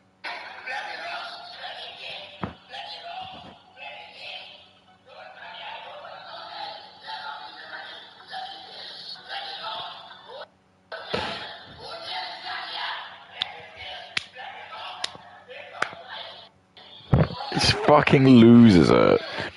So this is just to give you context. This clip is he's an Indian or Bangladeshi. It doesn't matter. Whatever. Any of those fucking horrible-looking people. He's gone into like a he's gone into a hotel in like I don't know, Thailand or something like that. He's with his family as well. And then for whatever reason, the hotel's accidentally charged him twice, which it obviously happens. And like what normally happens when that like occurs, you just say, "Oh, I'm very sorry about that," and you just probably immediately like uh charge it back, and it's just probably no issue. There's probably absolutely no issue. Worst case scenario they might do is it might potentially like if you're like got barely any money, it might push you into like your overdraft or something. To which I'm sure the hotel would probably be able to like deal with that because this is a mistake that the hotel made. But the attitude that this guy gives when this happens, this slight faux pas happens, is just brilliant. It's just absolute loser. He's just in a hotel lobby. He's like the only like Indian dude I think he's in there because like most of the people seem to be like either Asian or because like there's a couple of white people there because it's probably a touristy bit. And he just seems to think that the best thing he can do in this situation is just to get really loud, just run around the floor, the lobby, and just yell out that they're thieves and that don't stay in the hotel because they're all thieves. And it's just like no one believes him because like even me as a guest in that hotel, I'm immediately analysing the situation, and I've paid to stay in the hotel, and I know that I'm just about to go up into my room and probably have no problem whatsoever. Or I'm just going to believe this random brown man who's just got like he's even like not only is he just like Indian, he just sounds really Indian, but he's got like this like stupid like little like pencil thin goatee as well. And it's just like he's wearing like shorts. It's really funny because he's like dressed up. He's dressed as someone who like he's trying to relax, and it's just like these guys can't. There's just something wrong with them. They can't. They just don't deserve to have like pleasures in life because he just. That's what I'm saying to you. He can't even like understand. He's not able to like understand and enjoy things to the same extent as other people. Things are too exciting for him. Yeah, he's just making a spectacle of himself. That's essentially what he's doing. He's just shamelessly making a spectacle of himself. He doesn't believe in shame. He has no shame. There is no shame in this culture. He just knows that if he just acts like this, eventually someone's going to give in. And it's probably worked before, and this is what I'm saying. It's just worked before, so he's just going to do this anytime he comes up with any confrontations. He just knows he can just freak out. Instead of dealing with things, just freak out and do this, and probably he'll get loads of freebies. And this is just what people have been doing. And this is why like these companies are just not doing good things anymore. That's why they've got all these like restrictions and things. Anytime you go to like a fucking hotel and you remember as a kid going to that hotel and you were like, oh, I remember going there as a kid. It was so good. They had unlimited breakfast. What always happens is you grow up and you have kids and then you go there and you're like, what's this? And you like look at the breakfast. It says, due to recent events, we're no longer allowed to do the infinite breakfast now. And that little bit of your memory's gone. And this, what that is Jewish people are doing that to you because those Jews who live in Israel, when October 7th happens and all of them get raped and all of them get humiliated and all of them get bombed and all of them are unable to do anything because they keep getting bombed by Palestine all the time, they're going to do the same to you. They're going to come in this country and they're going to all become lawyers and become experts at the law, and they're going to add loads of red tape to everything. And that red tape is that's the little memories that they're going to have taken away from you. So, and that's what they're doing. They don't want you to have a good life. They don't want you to all suffer. They want everyone to, because they're full of anger and bitter and resentment. That's what you got to remember. And so this Indian man, he's working with the Jewish people because the Jewish people want that. They don't want it in Israel. You won't find guys like this in Israel, but they damn well do want him to go into other countries and just kind of fuck everything up. They want him to vote. They want him to go into Western countries, and they just want him to like try and just be as much of a nuisance as possible. They do not care about him. They literally don't. They see him as like Goyim. They see me as Goyim, but I'm more of a threat Goyim. Like Jews are at the top, and I'm like below them because they know like me and the Chinese and the Russians. We're probably great Russians are like Caucasians. We're the top threat. We're the ones who've actually got some skin in the game. Indians don't. I don't really think they've got nukes. To be fair, I think they're lying about that. I think that's been highly embellished. I just can't see how they could have nukes. They're so stupid. I just can't. How? How could they maintain like a good functioning ICBM system? How? I'm sure we could easily hack it. It's probably like old Soviet shit.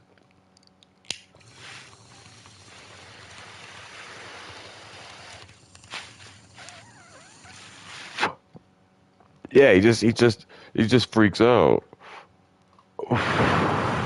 So I was calling him like bloody rogue. I've never heard anyone use the word rogue before.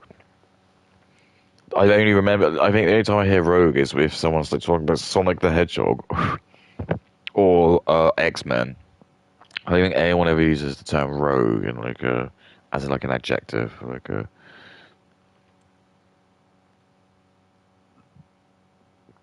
No, it's a noun, isn't it? I suppose you could say like the rogue-like figure, but that's like still probably an adjective. Sorry, a noun, isn't it?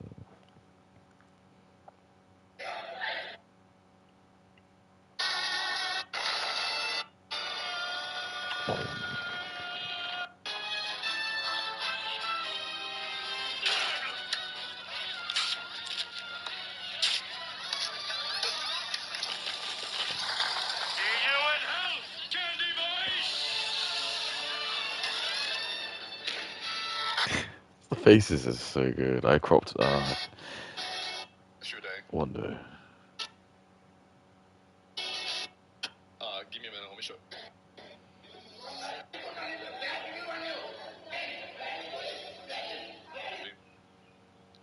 Tecto in the movie.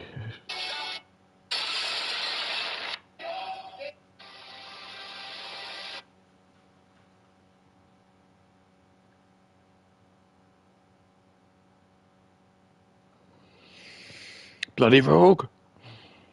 He just took one look at me, heard I do social media, and was like, no, we don't want to help. I think partially this is just Yeah, due good. to older generations not fully understanding the social media world. And when there is a lack of understanding... No. So you know what that is, Kate? That's basically like a soft form of social credit.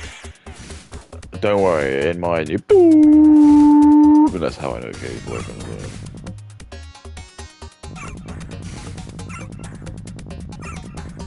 But don't worry, when I'm in power, I'm gonna have some very fucking rules.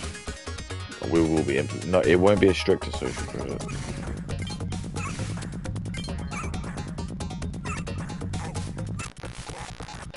Like people who make money legitimately, they don't need to worry about it. People who make money in like strangely, do you know what I mean? I just think you need to like actually work for your money. Let's put it like that, shall we?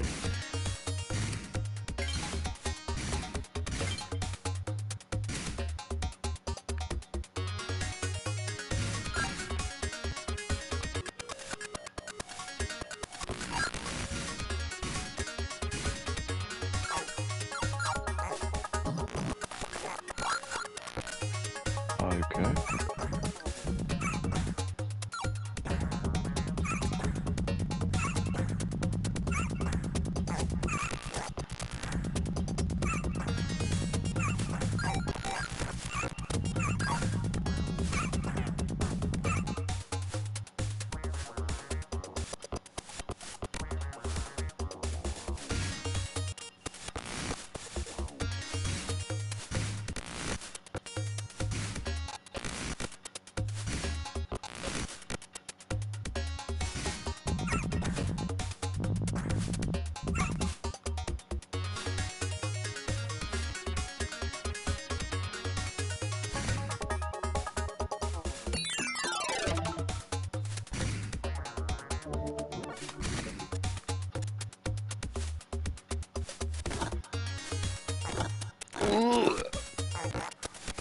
Oh yeah, I made a beautiful mushroom soup.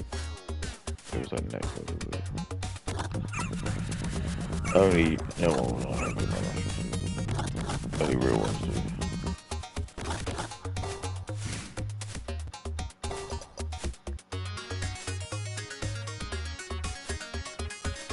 do. It was. I'm not even kidding. So I went into the supermarket. I like fresh from town. And they had, it was the biggest punnet I've seen. It's just like, I think it, I think it is like 300 grams of mushrooms, of just white button of mushrooms. They were like £2.70 or 80 original price. They were reduced to like 90p. Immediately snapped that. I just thought, right, I'm gonna make a mushroom soup. So I've been thinking about it for a while. But the recipe was really calling for like 2 times. It could just be 2 of any type. So then I went into this greengrocers and they had like a massive bag of chestnut mushrooms, which is just like, they're basically butternut brown.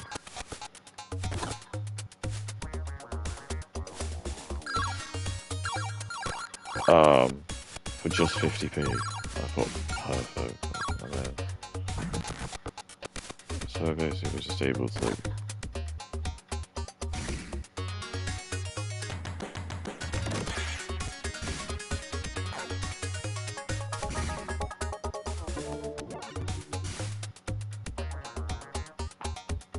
Oh, it's still one of the eggiest falls. Can I even kill this guy? Try and understand there's no reason for lawmakers to try and intervene with something that they probably deem as too complicated. And it is a little difficult, I'll give them that, to bring regulation in. I don't think it's impossible though, but it's I think I should live in Windy City with the falls over there.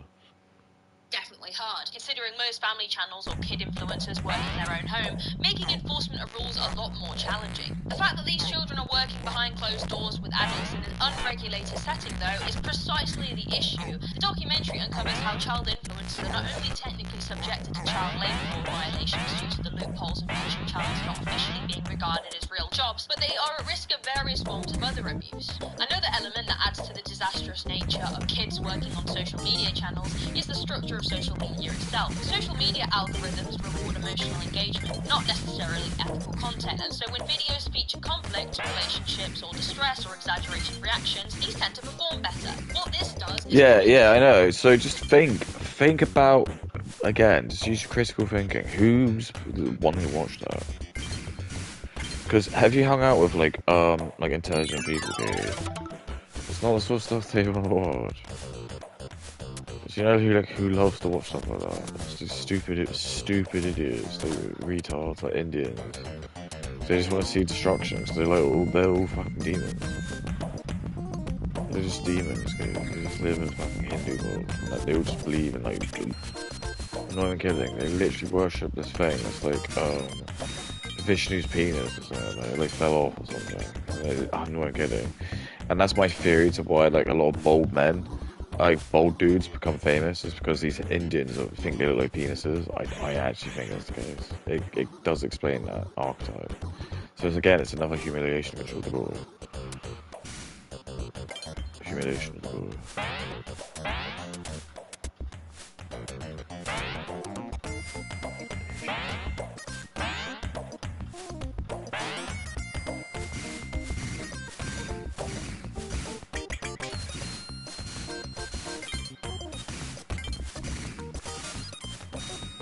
Even this is the music videos. Alright. Sounds a bit like Toe Jam and L, to be fair.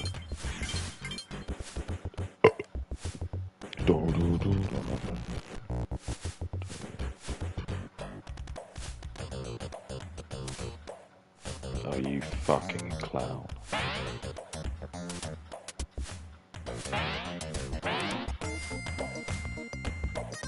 Yeah, I will run.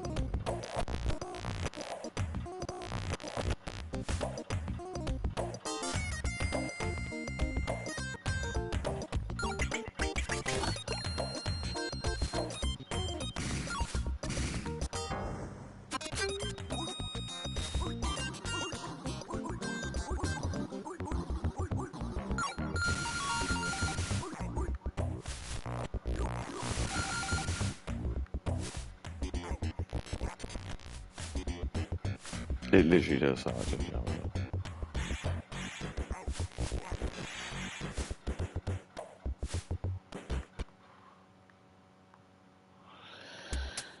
System where children are not only being directed by adults on set, but also indirectly shaped by what the algorithm decides will go viral, resulting in pressure coming from both the creators and the platform simultaneously. Now, another really dark part to the documentary is that in the lawsuit it is alleged that Tiffany Smith had made sexual comments towards many of the children, including comments about their bodies, specifically the size of some of their breasts, remarks about one of the male's private areas, an alleged offer to show an 11-year-old how to perform oral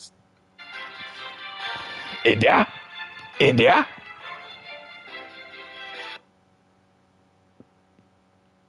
This is what I'm doing, Katie. This is what Jews are doing. Jews are starting to and they're trying to what they're doing is they're getting off on the idea of using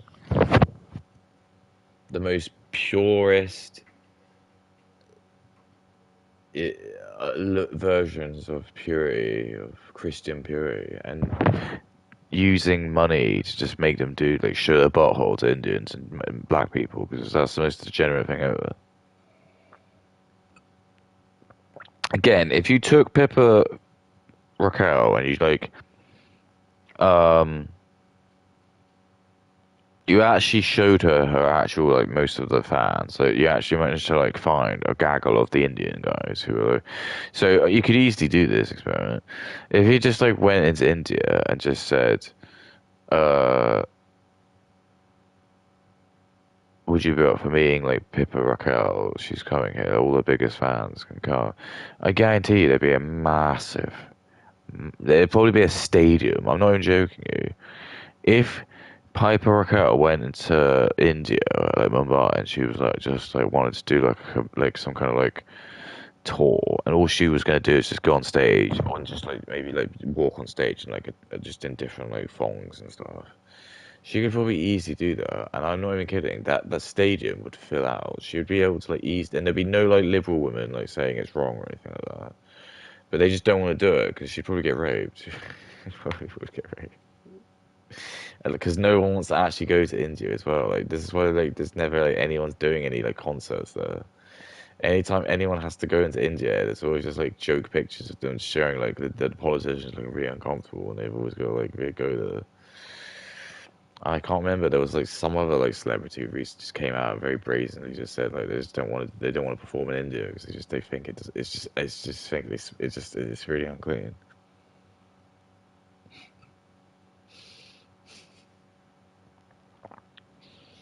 But she could do it, and she could then find out like the sort of dudes who are like just watching a concert. It's not going to be like in her brain of like the good looking Chad dudes who she thinks she's been psyops into thinking that's who it is.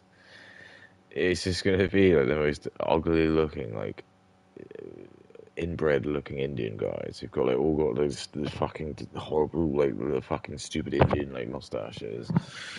All have turbans. Some of them have turbans on. They're all just gonna have like, massive curry guards.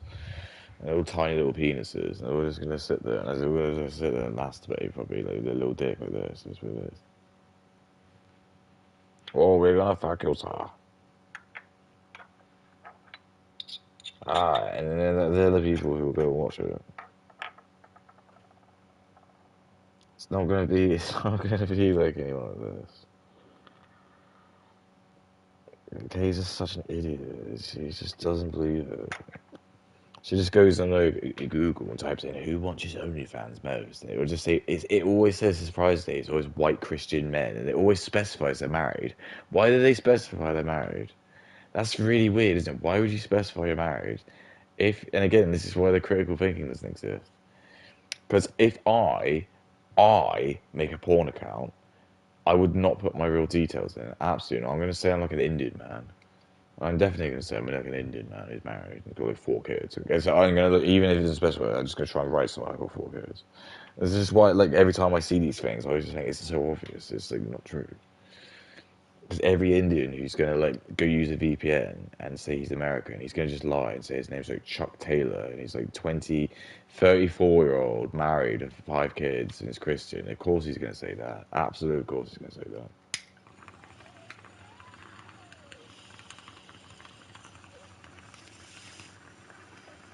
And then what he does, he's cosplaying as a white guy.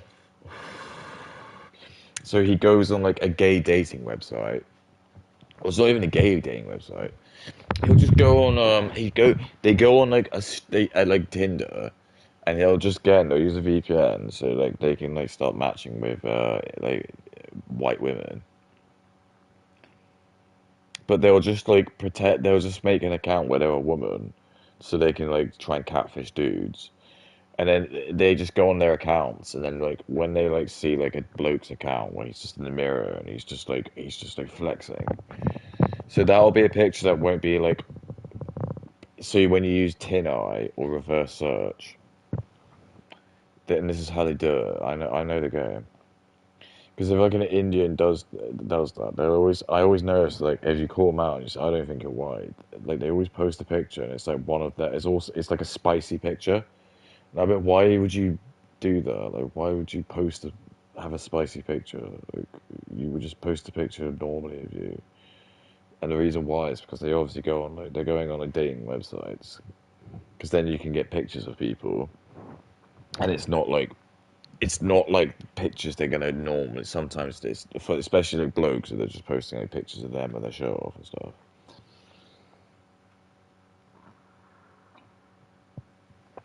They might not necessarily have that on social media. Um, and they'll use those pictures, and then they'll just call themselves, like I said, like, it's Chuck Taylor, and they're just cosplaying as like a fucking white dude.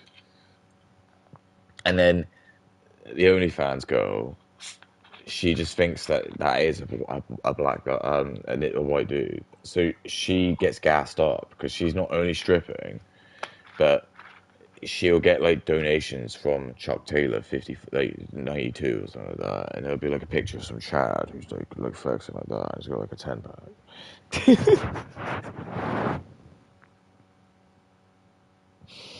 It's just I'm laughing because it's true. It's just so stupid.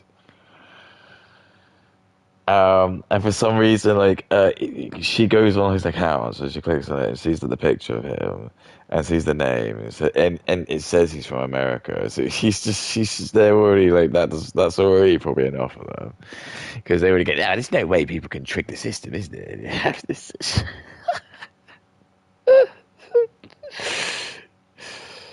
Um, and it's like she's not questioning how bad his spelling is or his grammar is. It's like really suspiciously bad for like someone who's like he looks the way he does. You also like doesn't understand why someone who looks like that would even be paying for porn. She just doesn't get it. Because I'm telling you, the reason is because they're from India and they don't have opportunities. The fact that I'm here, I live here, and I can go to the pub if I want to. I could go to the pub and probably like pool sometime if I wanted to. That already is like it's something like loads of like India don't get. Like and Africa, they don't get that opportunity, and they would like cut their leg off to be able to do that. They would murder people to do that because they don't want to fuck their disgusting black and Indian counterparts. Because they live in like fucking New Delhi. It stinks of piss. It stinks of shit and piss everywhere. Rubbish and trash everywhere. Like even them seeing my like clean room is probably like it's blasphemy to them.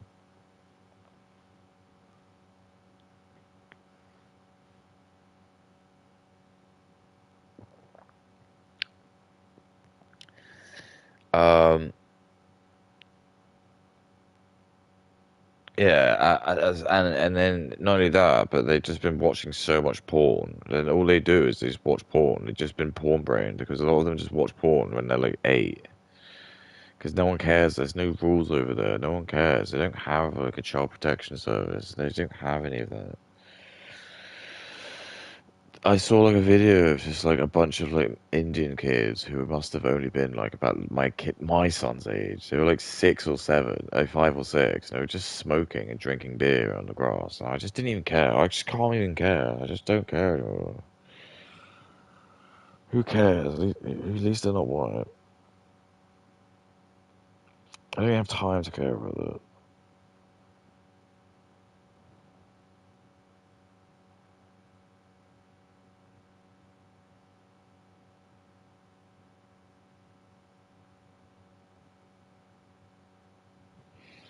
Alright. One of the male's private areas, an alleged offer to show an 11-year-old how to Oh perform. dear. The lawsuit described alleged touching of the plaintiffs in a sexual or inappropriate way, including claims of touching a plaintiff's body with a finger under circumstances the child asserted were inappropriate. The lawsuit also brought forward allegations that Tiffany would use the family dog Frank as a puppet for inappropriate or unsettling remarks. Oh my god. I mean, please, Katie, listen to me. I don't even care. I just want you to like take my information. I don't care. Even if you just candidly just make a video and just regurgitate what I'm telling you now. I don't care. I don't care about the credit or attention or money. Think who loves bestiality, Katie? Which country really loves bestiality, Katie? And I didn't say continent this time. I said country. Because there is a country that very much loves bestiality. I'm not even kidding. Like, and it's just normal. It's just normal thing for us. It's all normal thing. There's no laws. There's no shame. far as they're concerned, as long as they can just, as long as they just, you know, it's they masturbate to it, and it's fair game. I didn't kill that. The music's just toe jamming out. It's cool though.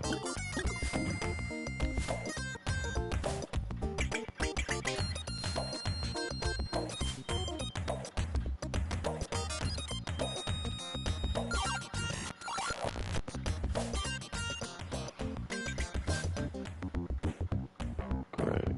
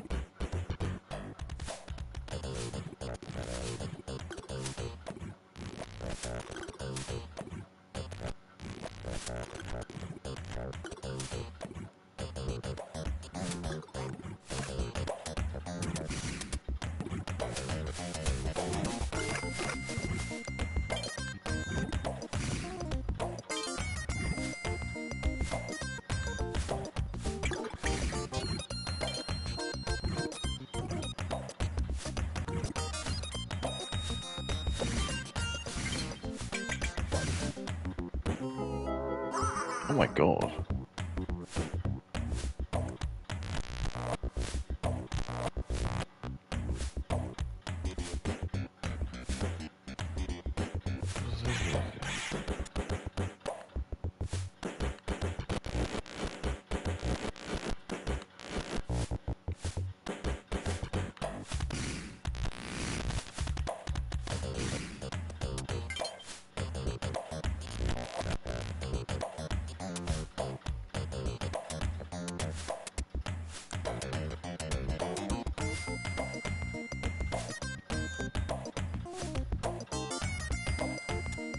Is that it? Oh, I can jump over walls.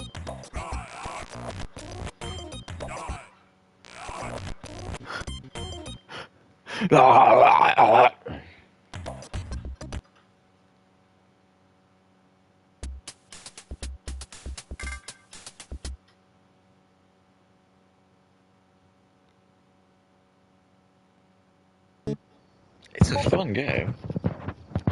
I got no qualms. I would have been very happy with that game.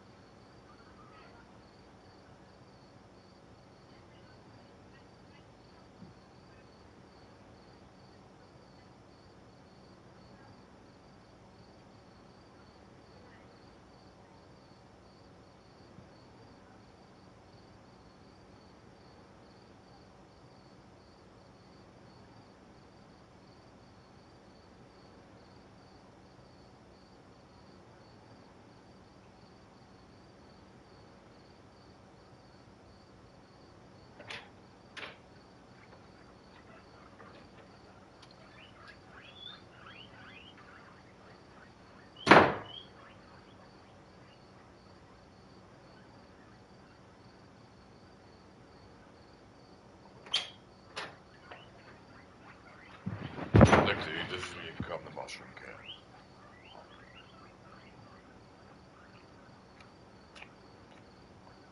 Oh boy.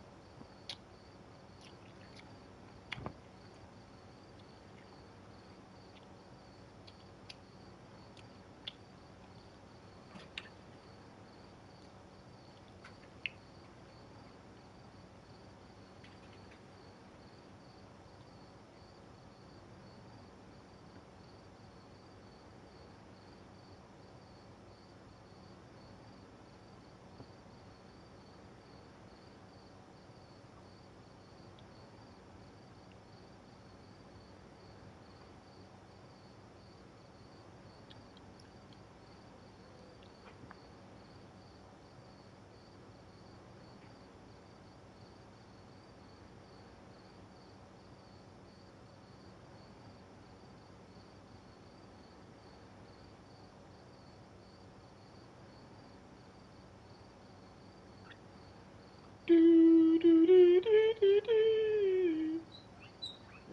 let me think. I just. The thing is, because I love mushrooms, especially like eating them raw. Um, to give you context, right? I did do magic mushrooms once. The guy who sold them to me, he was like, I was like, how do you take them? He said, just eat them. But you can just normally what I do is I'll just he was like he was saying he was telling me like things you can mix them with. I actually can't remember what he was like advising. But it was like because he just said if you eat them by themselves, they're like, but actually they taste fucking nice. They taste really nice. I just remember when I had it and I was like eating a bit, but I was just so moorish. It was okay. It's a very earthy taste, but it's fine. It's very earthy. Um, Certainly more on like the shiitake side, but I definitely had no qualm with that. I do much eat like mushrooms. They're a fantastic source of protein. How much protein?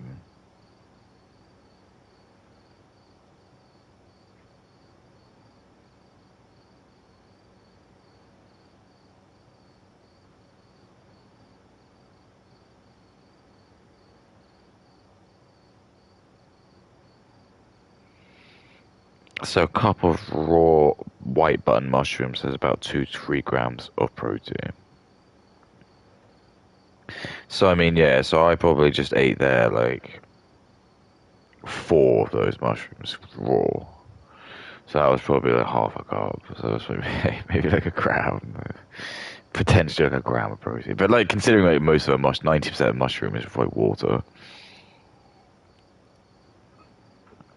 So what I'm trying to say to you is like that's why it was funny because when like I was making the mushroom soup, you cut up so much of it, and it's just it was so much. And when I was putting it in the pot, it was almost overflowing out the pot. But once you basically give it like let the water evaporate out of it, it just shrinks.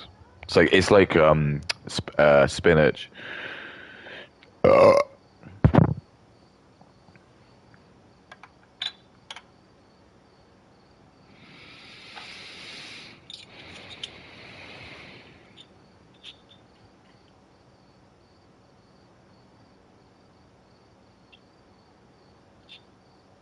oh, piss my ass.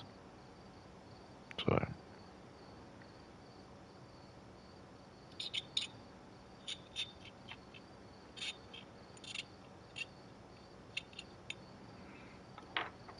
so you gotta ask yourself, would you race mix?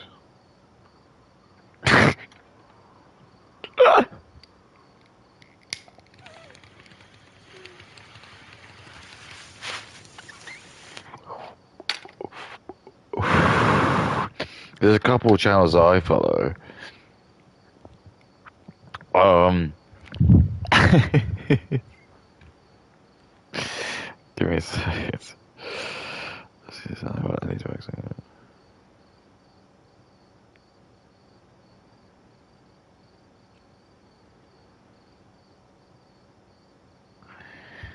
Okay.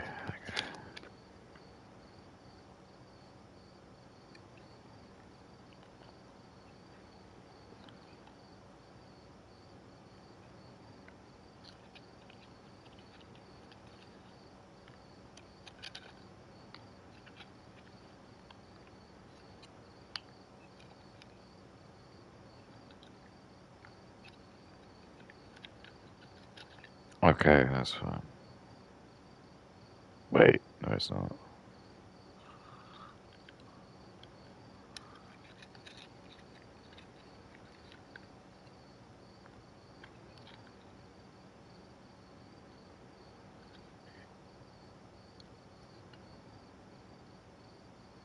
Yeah, fine. Fine.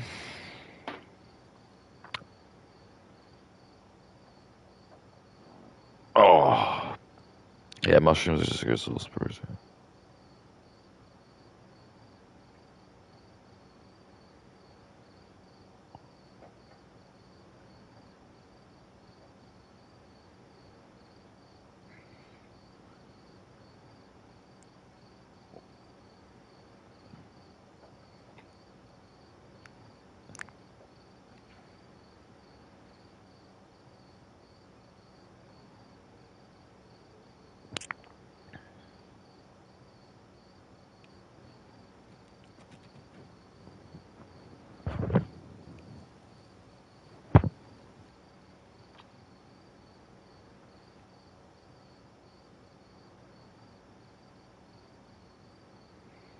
It's like this picture.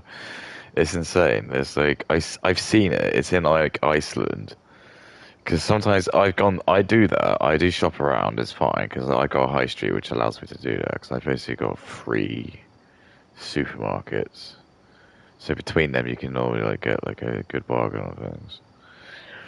Um, Iceland just like notoriously, or obviously it does frozen stuff predominantly, but it does also have like dry things. And one of which is like condiments, but they always do like the condiments in like a crazy like economy like bulk size. So someone and I noticed this as well. Someone's just taking a picture of it, but they did a picture of like this chili sauce. It's like a brand in the UK that's quite well known, but it's in a fucking like a liter bottle, but the bottle looks like I'm not even kidding, it just looks like an Evian like an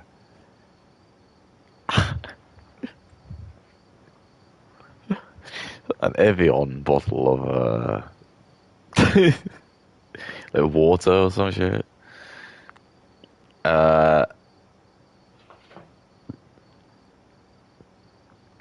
and I just put a caption, perfect size for a prank to play on an unsuspecting marathon runner, which is just true. Like, you could just so easy, you could just see it in a sketch show, couldn't you? It's like fucking like sketch show, and some dude would just like set up a fake table, and then like the marathon runners would come by, and he would just have like loads of like balls of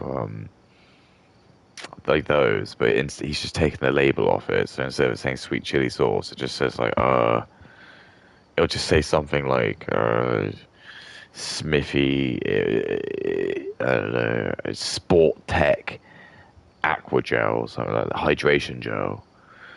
And it would just say like designed to give you like ample like energy.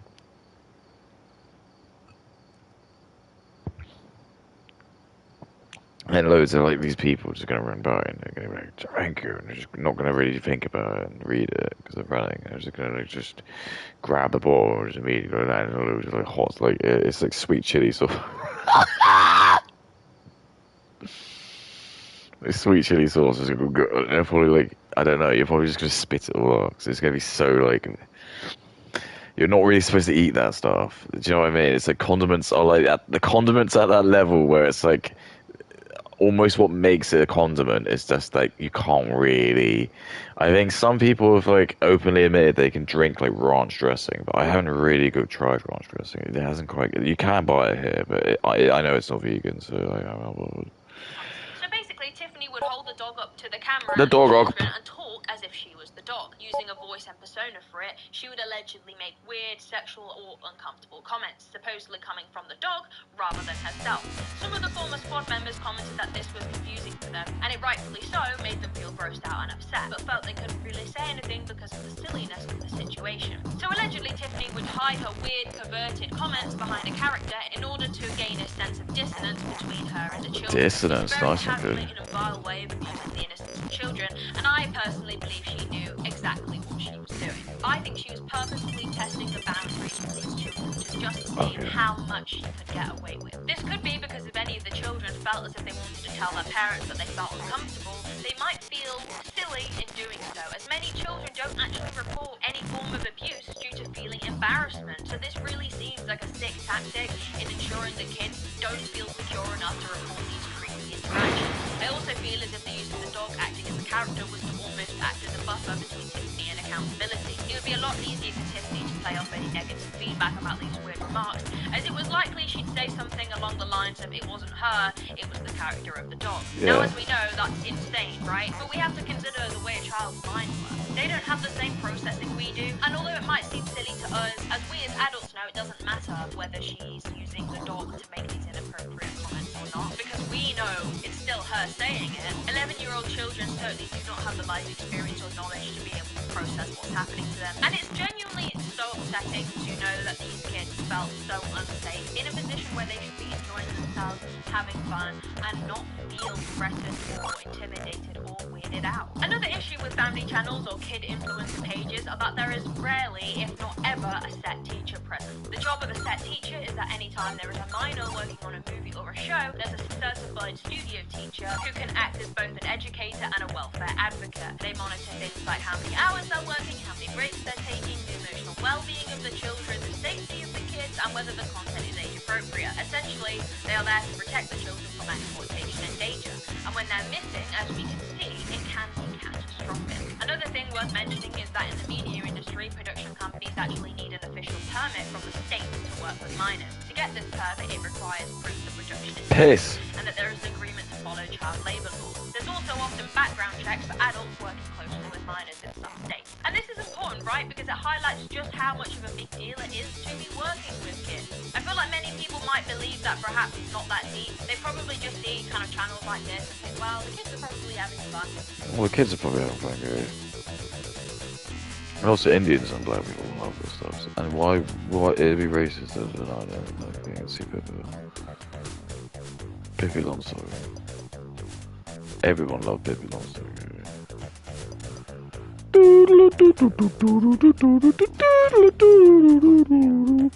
Oh, we're going to use our money to disrupt the glory.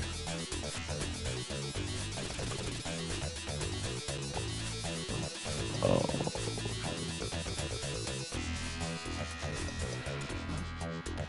Oh, this has been good. Oh, this has been good.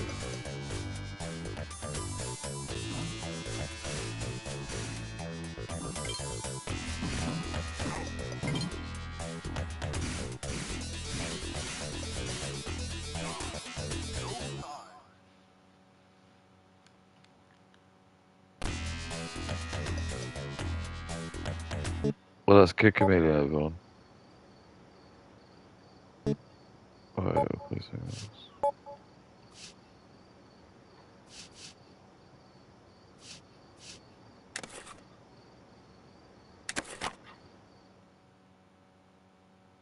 Climax and King, no. Oh god, this is crazy.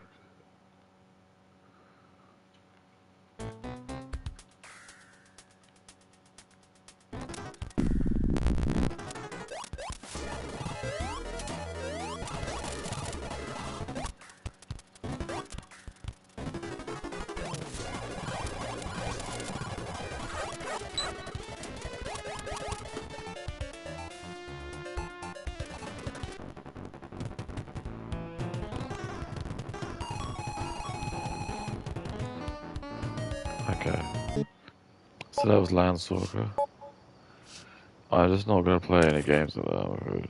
Right, because they're not having to work regular jobs like doing dishwashing or something. But it's never that simple, and I think the very notion and concept of needing a license to work with kids in official industries should highlight to us the risks that can be imposed onto minors when working in that type of environment. If a show violates the rules, the state can actually revoke 1995.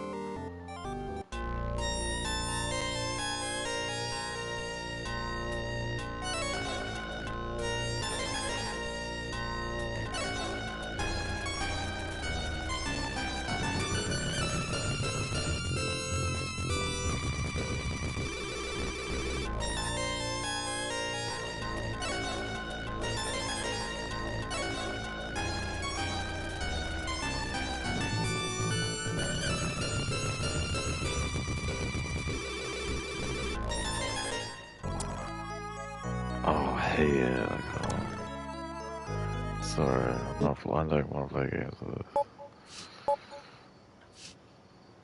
Oh, same with that. Same with that. Same with that.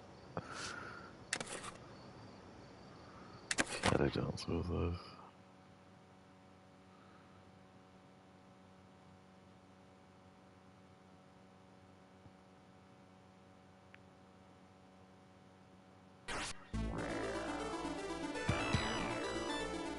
Oh!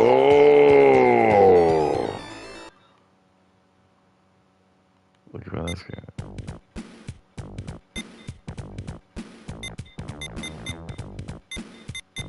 I don't know what that means. I don't want to play non-sugar. I don't know what that means.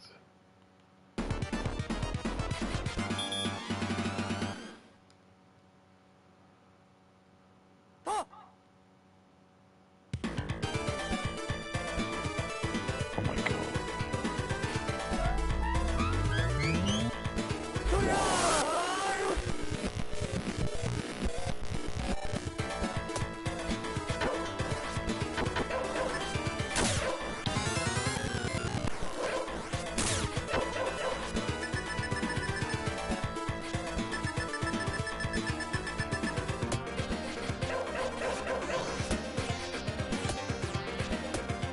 What is it?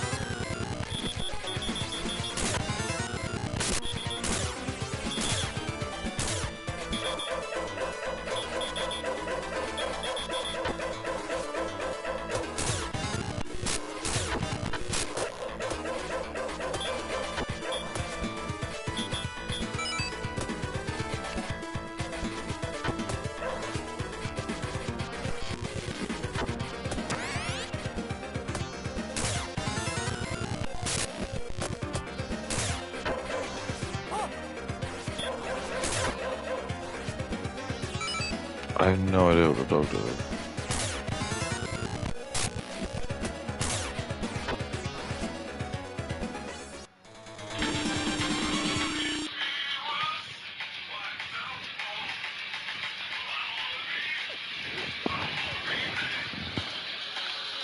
An open world, massive working in that type of environment. If a show violates the rules, the state can actually revoke the permit, fine the production, or shut down filming entirely. Again, proof that child safety is usually taken very seriously. And it seems that social media platforms seem to evade these rules. And it's really, really disturbing when you have situations like this. So the laws and the permit we kind of just spoke about was introduced due to a case that changed the trajectory of kids working in the industry forever. Jackie Coogan was one of the first global child stars who became famous for Charlie Chaplin's film The Kid in 1921. He earned in what is now modern day millions of pounds, but when he turned 21, he requested his earnings to discover that his mother and stepfather had spent basically every single penny, and they argued that he had no legal right to any money returned to the child, which is actually crazy. I mean, aside from the law, why would you want to fuck a child? Why would you do that to your own child? Like, I genuinely think some people should have kids. It's like you pay for it. They live vicariously through their child and they don't really care the consequences of that. There were no laws saying a child performer legally owned their wages, and so Coogan sued his mother and stepfather, and he was awarded only a portion of what he'd earned because the law I want sticky ball. at the time, and so the general public were outraged. Hollywood was deeply embarrassed, and so legislators finally acted. And now this is how it usually goes, right? We have a bad case and finally kickstarts some action. You would think, considering this documentary aired and there's been such outrage, that something would be done about social media and the lack of regulation. But no, this whole big event has to happen. If this stuff wasn't big enough, does a child have to lose their life? During the documentary was aired early last year, we would have seen some action, but no, I guess not. We're just witnessing 11 children allegedly injured vile experiences working for an adult on YouTube, and nothing's gonna happen. Typical kind of modern day behaviour, not protecting our children whatsoever. I'd be interested to hear what very loud about protecting our children, see if they actually give a shit about it. The documentary also highlighted how Tiffany didn't just exploit the children's time and energy, but some of the board members alleged that Tiffany Smith and her associate Hunter were verbally and emotionally abusive. It said that they would scream angrily at the kids, use insults and threatening or aggressive language, Call them dumb cum. create an environment. Don't know the fuck not. Say I love India. Ooh.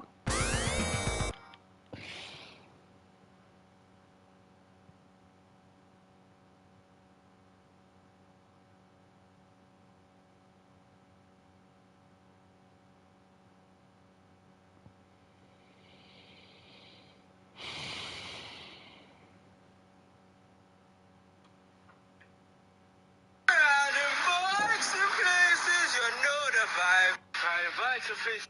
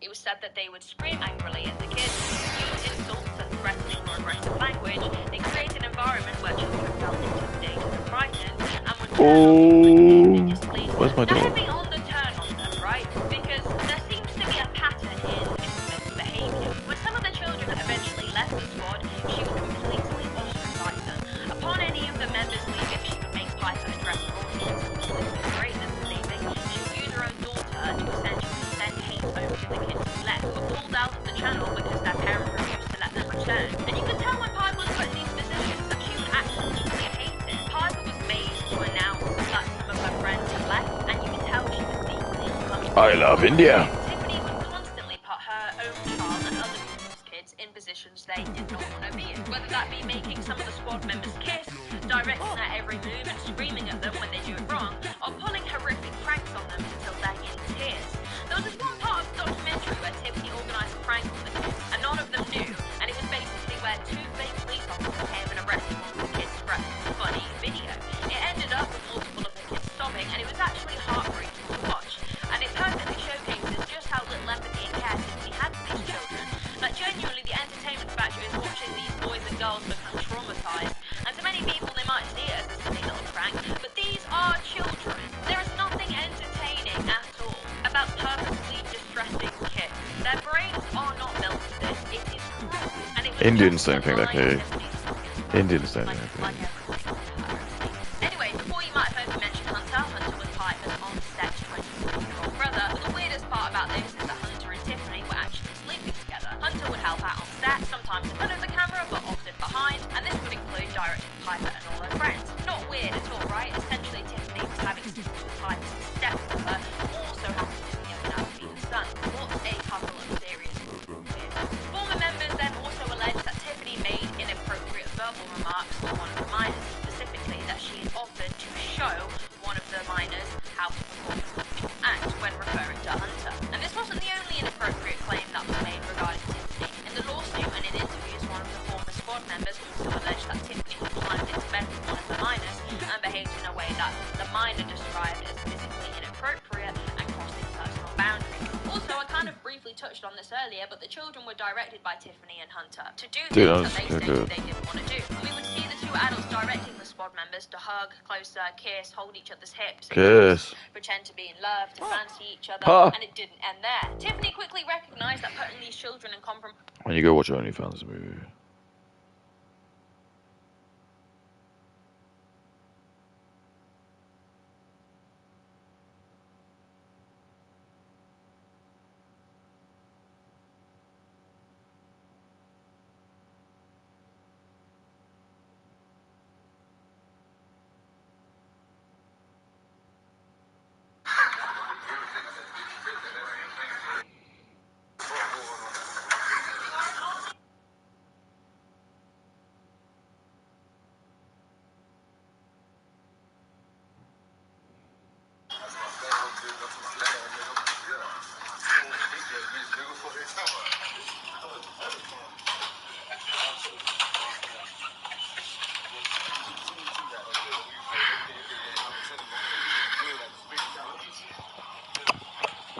It's just some black guys just trashing everything.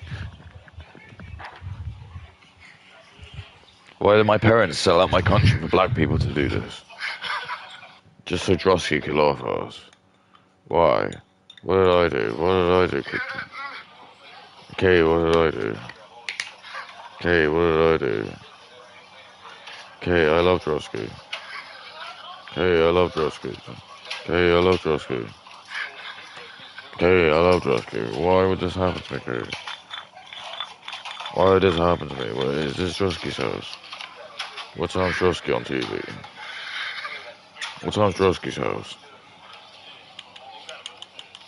What time is Drosky's house? I love Drosky. Look, he's laughing already because he knows what's gonna happen to him. They're doing this stupid shit now. Oh, don't you worry. This is why I don't bother by it, okay? This is why I'm not bothered by it, because it's just when whatever happens, whatever happens, whenever happens, no.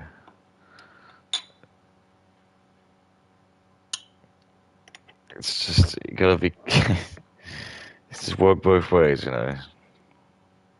If you're doing stupid stuff now, we'll just be like, why are you doing this? Why are you doing this? It doesn't make any sense. Or why are you doing it? We'll just do the same thing. Why are you doing this? Well, we just want to. Okay. It's fine.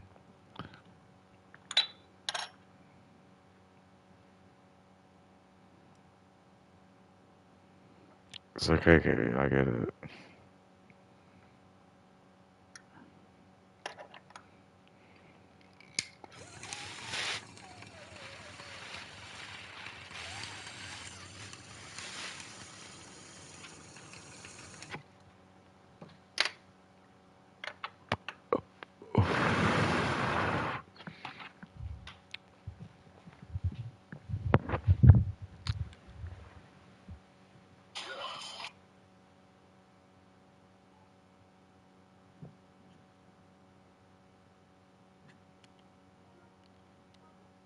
Is that putting these children in compromising situations get clicks. Why? Because, ladies and gentlemen, the internet is and always has been inundated with predators. Tiffany got work. Which race are the predators? Oh. So that doesn't kill me.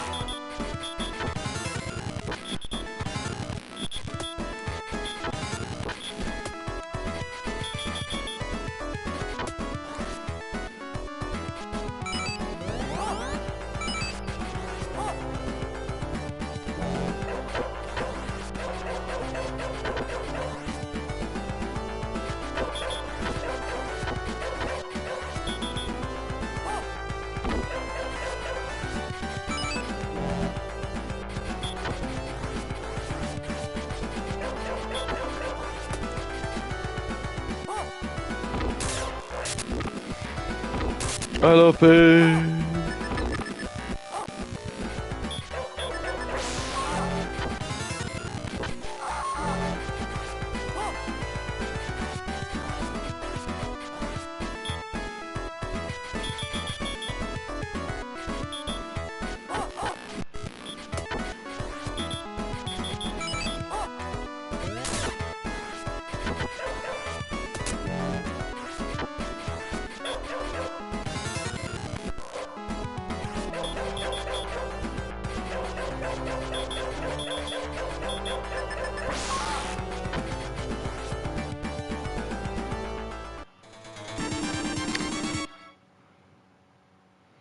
Worse and worse, putting the miners in revealing outfits, creating thumbnails that would allude to them removing their own clothes, and editing the bodies of the miners to seem more in shape. For example, giving the guys abs. Tiffany knew exactly what she was doing. What religion? What? Sorry. What race of people would want to do that, Kay?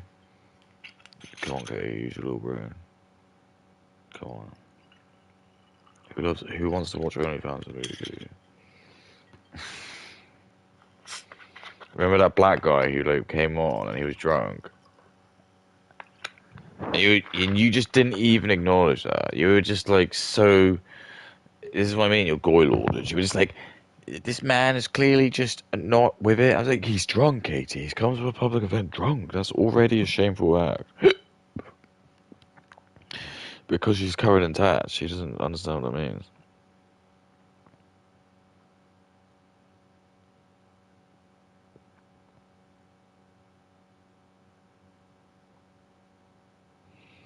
Miners to seem more in shape. For example, giving the guys abs. Tiffany knew exactly what she was doing, but she knew people would click. And she doesn't care who. She never gave a damn, not even about her own kid, let alone the others. Why would she care? We've seen the lengths she's gone to make profits. She's willing to make kids cry, overwork them and not pay them. Why would she care who's consuming the content? If anything, she probably liked it because it gave her money, and she seemed to play into it. One of the most disturbing parts of the documentary that actually had me in tears was when one of the girls spoke about one of Piper's fans who went by the name Megan. Now, Megan was presented to the children as if she was a girl, a fan of the content. She acted like a friend or mentor and communicated with squad members online and became involved in their digital lives, sending them gifts and messaging them privately in return for kind of behind-the-scenes photos. Disgustingly, later in the documentary, some of the former members of the squad explained that they eventually discovered Megan was, as you can imagine, not really Megan. Megan was actually not a girl and was a man using Megan as an identity to get closer to the girls. This part genuinely, actually really upset me. Guess what race he was? What race was he, Kay? What race was this dude?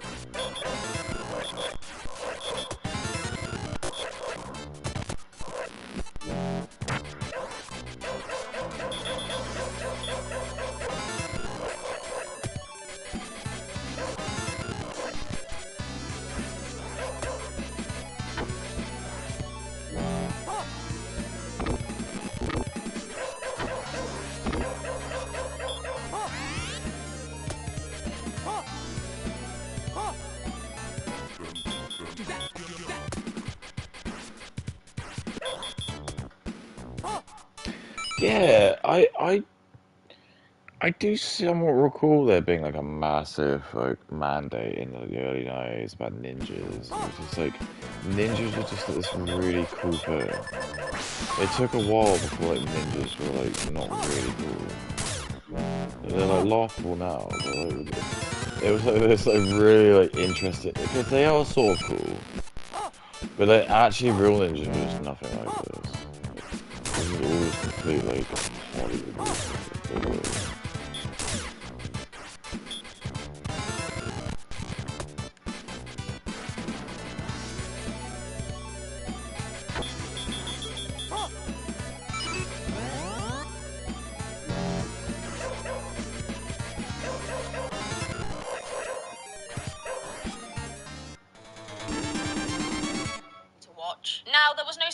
information that Tiffany knew, but not only if she did know, I highly doubt she'd even care. If anything, based on her previous actions, she'd probably allow it. But it also just highlights how unsupervised... But it is a decent game.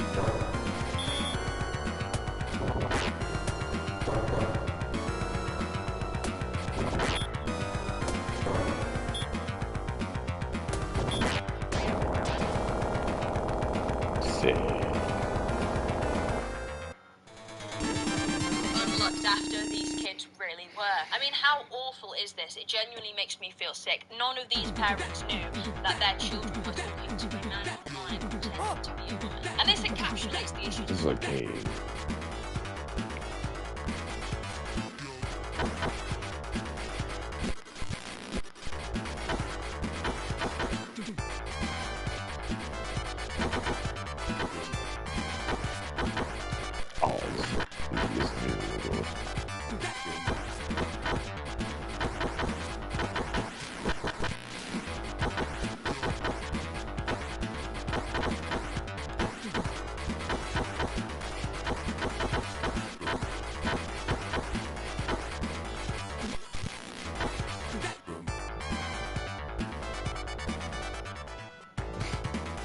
It's a good game. It's actually good.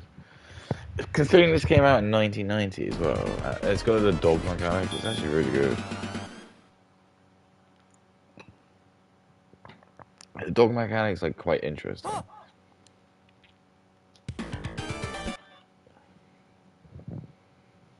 I don't think I ever played this because I would have remembered the dog mechanic, but it is good. Channels like this so clearly. You don't know what's going on the screen. The people actively enjoying children. You have no idea who they are. Now combine people like that with people like Tiffany who are running these children. Level up your game and it's literally to play games. Go to such choose a game to go. There's a bunch to choose from. Even I'm still renting games. The money to be renting my PayPal account in 48 hours. Check out my account. I'm making money. The games are fun. The cash is real. Test it. Play now.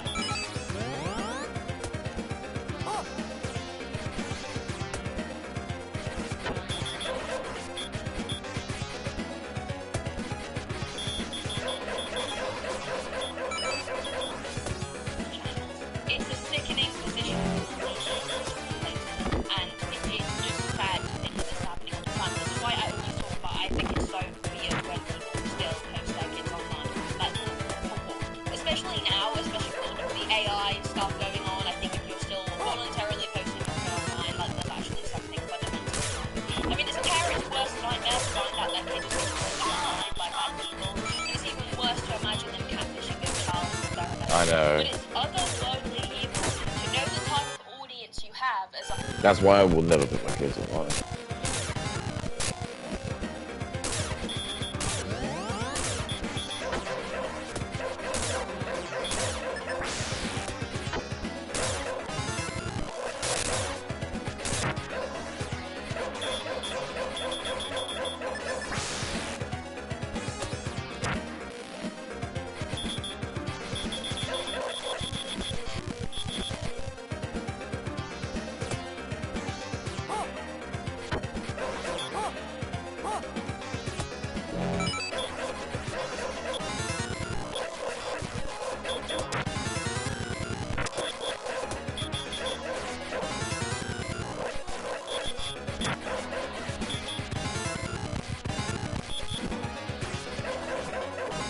I love Stevie Gone.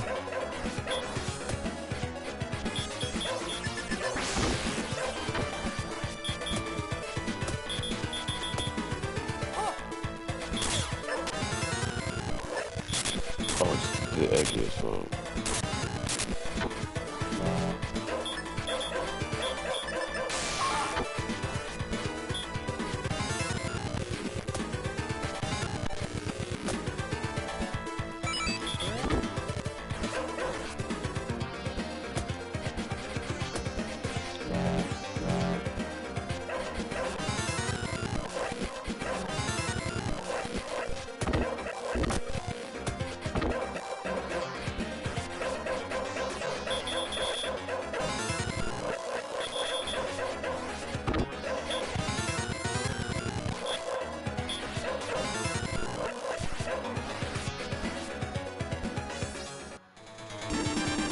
I personally believe Tiffany did and play into it. She had even allegedly set up a Brand Army account after Piper was finally demonetized on YouTube when the lawsuit began. And Brand Army is a subscription-based platform that functions similarly to OnlyFans but doesn't allow nudity. And people are willing to pay and subscribe to see more personalized or exclusive photos and content. And many people online claimed that Brand Army doesn't actually allow nudity, but the photos people were paying for by Piper were still weird. They were either bikini or lingerie style images, all suggesting all kinds of sexualized you'd expect from the young fan base. And most importantly, too suggestive for somebody who is 17. It's also weirder because the Brand Army account in question, it apparently said that it was for parent managed. So you've got Tiffany, who's like, oh, she lost monetization on YouTube, quick Piper. Let's put suggestive pictures of you behind the paywall. Some people genuinely don't deserve to be parents, and it makes me feel so sick and sad like what it really actually does. Bear in mind, the Brand Army stuff literally happened after the release of the documentary, which is even more bizarre. It's almost as if, in my opinion, that Tiffany was like, oh, this documentary can almost act as an advert for the Brand Army account, because she knew that it essentially was advertising Piper and the other children. It's really sick and really twisted, and it's almost further disgusting me somehow even more than I was disgusted prior about Piper joining OF and hanging around with the bot pals. It's made me hate a lot of the bot pals because these girls should know and should have done the diligence to watch that documentary and be like, no, we don't want to be associated with you. You deserve a shot at a normal life. What did they do? They invited Piper into contact with them, despite the fact that she was 17 and they knew what they were doing. Honestly, predatory, weird behaviour from safety grade, and like, shut that lot, they're genuinely a bunch of creeps. And honestly, like, I knew that there was exploitation involved before watching the documentary. I love OnlyFans. What her mother had done, but I really did not know the absolute craziness of what was going on behind closed doors. It's genuinely fine. It really makes me feel sad for Piper to know that she's... And then like Kay would like listen to Jed's music, and Jed's so black. And Jed would like probably rap about like how like one of his girlfriends is an OnlyFans, but like because he like raps about how like she was desperate and needed to do it. Okay, but so sometimes it's okay to do the OnlyFans. If Jed the black man sings about like his like black girlfriend has to do OnlyFans so Indians can masturbate to it, she thinks that's okay. But if it's like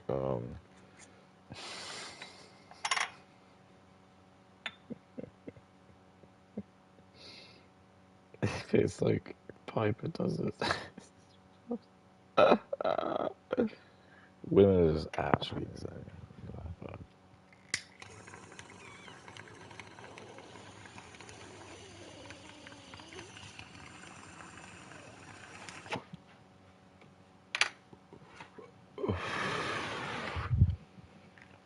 So that's the whole point. Umbridge's character as well, Dolores. She's meant to be like this little stupid, feeble character, like Kate. But you just know she's got like she's got the power for some reason. It's just so fuck you over, and that's the humiliation. Dude, this is fucking dope.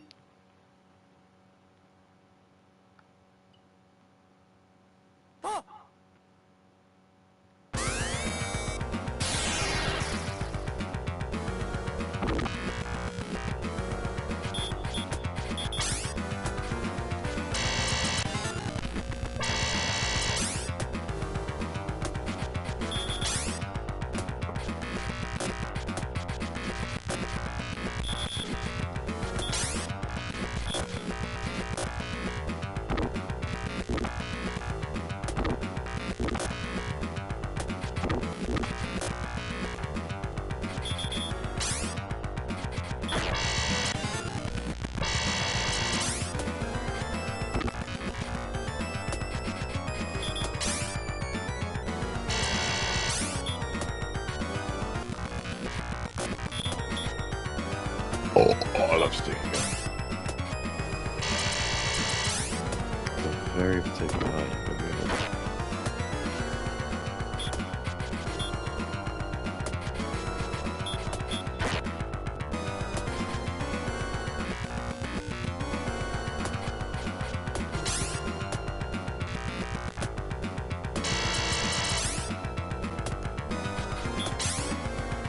Yeah, everything was a fucking humiliation of the boy.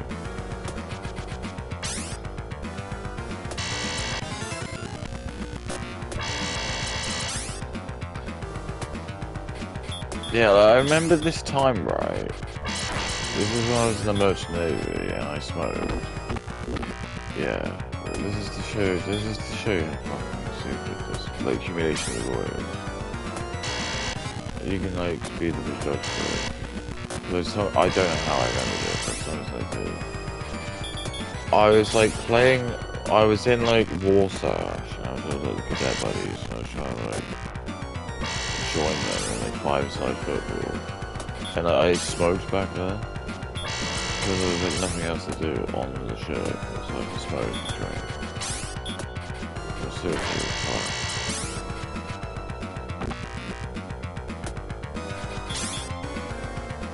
I could still like run, I was still like somewhat like athletic. But anyway, we like played. It wasn't 5-side, it was like full spit like side field.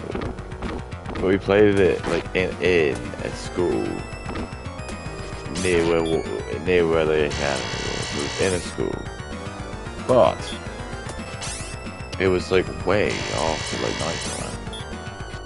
So we were playing at like something like I think like 7 or 8 o'clock. We'd finish 8 p.m. So anyway, remember that. So we were renting it as adults. I was like 21, 22.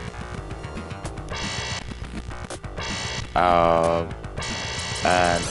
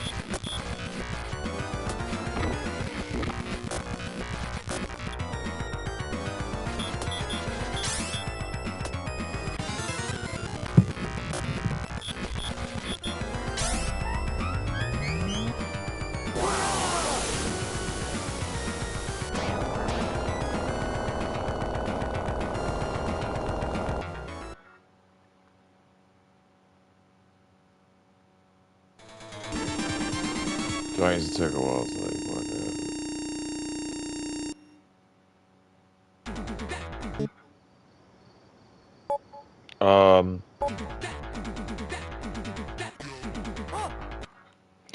And what did I do?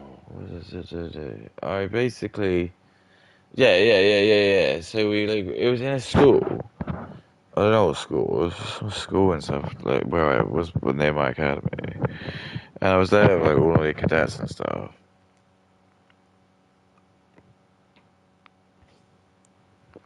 It was like 8 o'clock.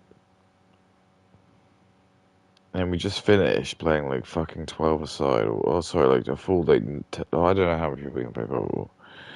And then as we were walking to the car, I decided to like get a cigarette and I lit it up in the car, just as we were walking to the car.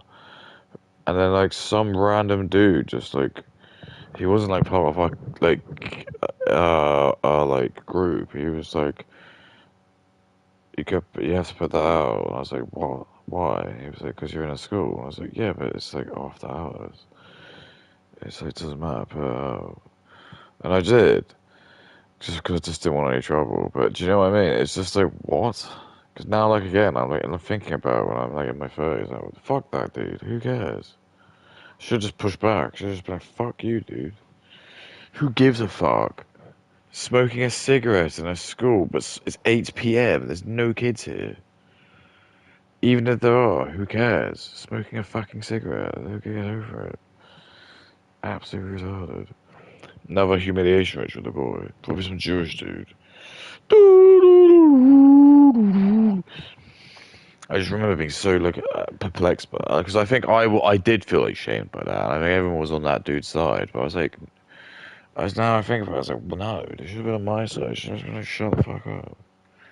Yeah, I'm smoking a cigarette in the school grounds, but it's 8 o'clock at night, and it, like, this is all rented out by adults.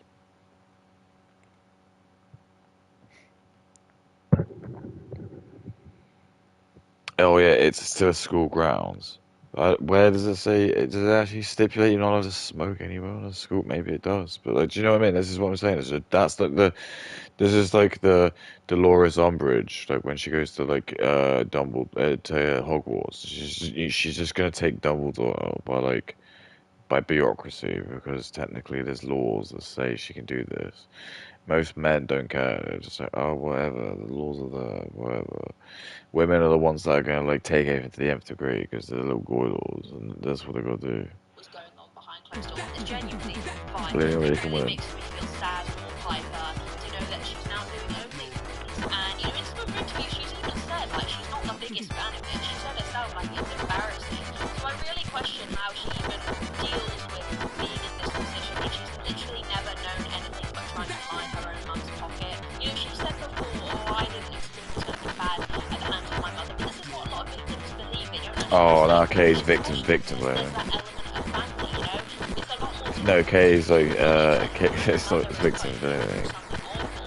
She's victim shaming. She's victim shaming now. She's there. This is new. It's a victim shaming. It's like when you're shaming someone for like not being a victim. Like Paper should be a victim, but she clearly just wants to like lie about the fuck pocket. Cares, gay, just talk about something else. At least Piper's alive and doing so. Be happy for that. She's not the best. But there's some Indian women who just gets raped every day. Like, at least she's not living like that. So go and talk about her.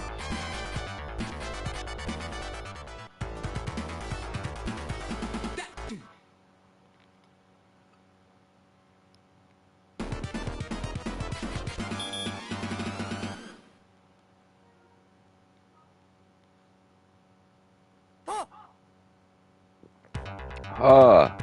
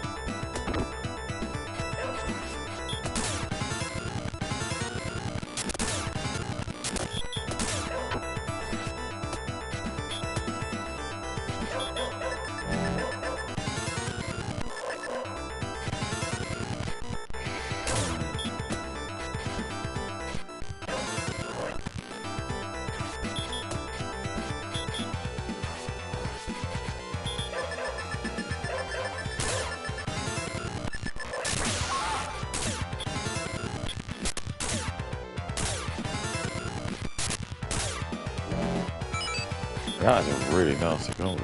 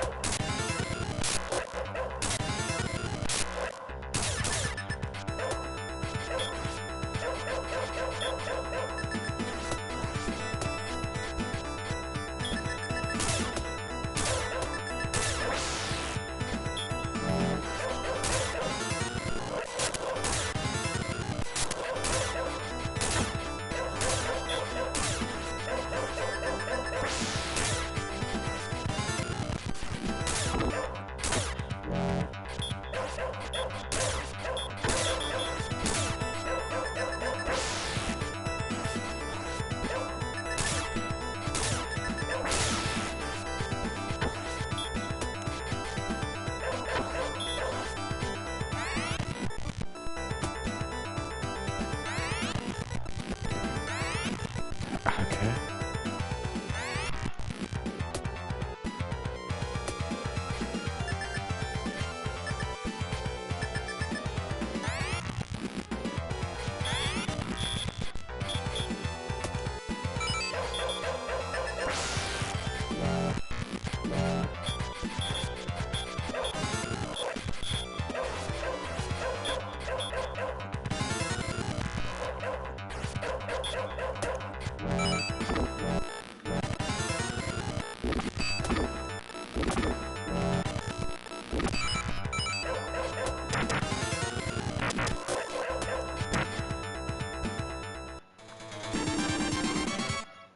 She does, but it upsets me because I wish she had, you know, a stronger support system. I mean, I know for a fact that Tiffany's sister, who's in the documentary, would probably be a good support system for Piper, but again, when you've got someone so as manipulative as Tiffany, you just know for a fact that it's very, very difficult for Piper to see what's actually happening to her. And I can only hope that she does, and that she stops doing things, and that she surrounds herself with people that actually care about her. Hey, Her she's friends making would say waves, that waves. they have So like these super good friendships with one another. They go on yachts together, flying private jets, but it's genuinely Okay, so it's just jealous. shallow and unmeaningful.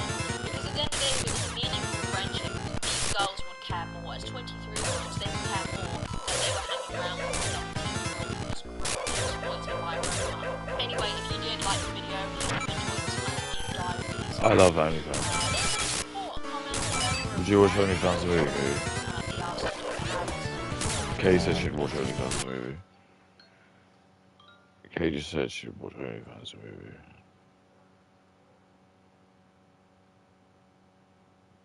Can I just say anyone says they gotta watch OnlyFans movie?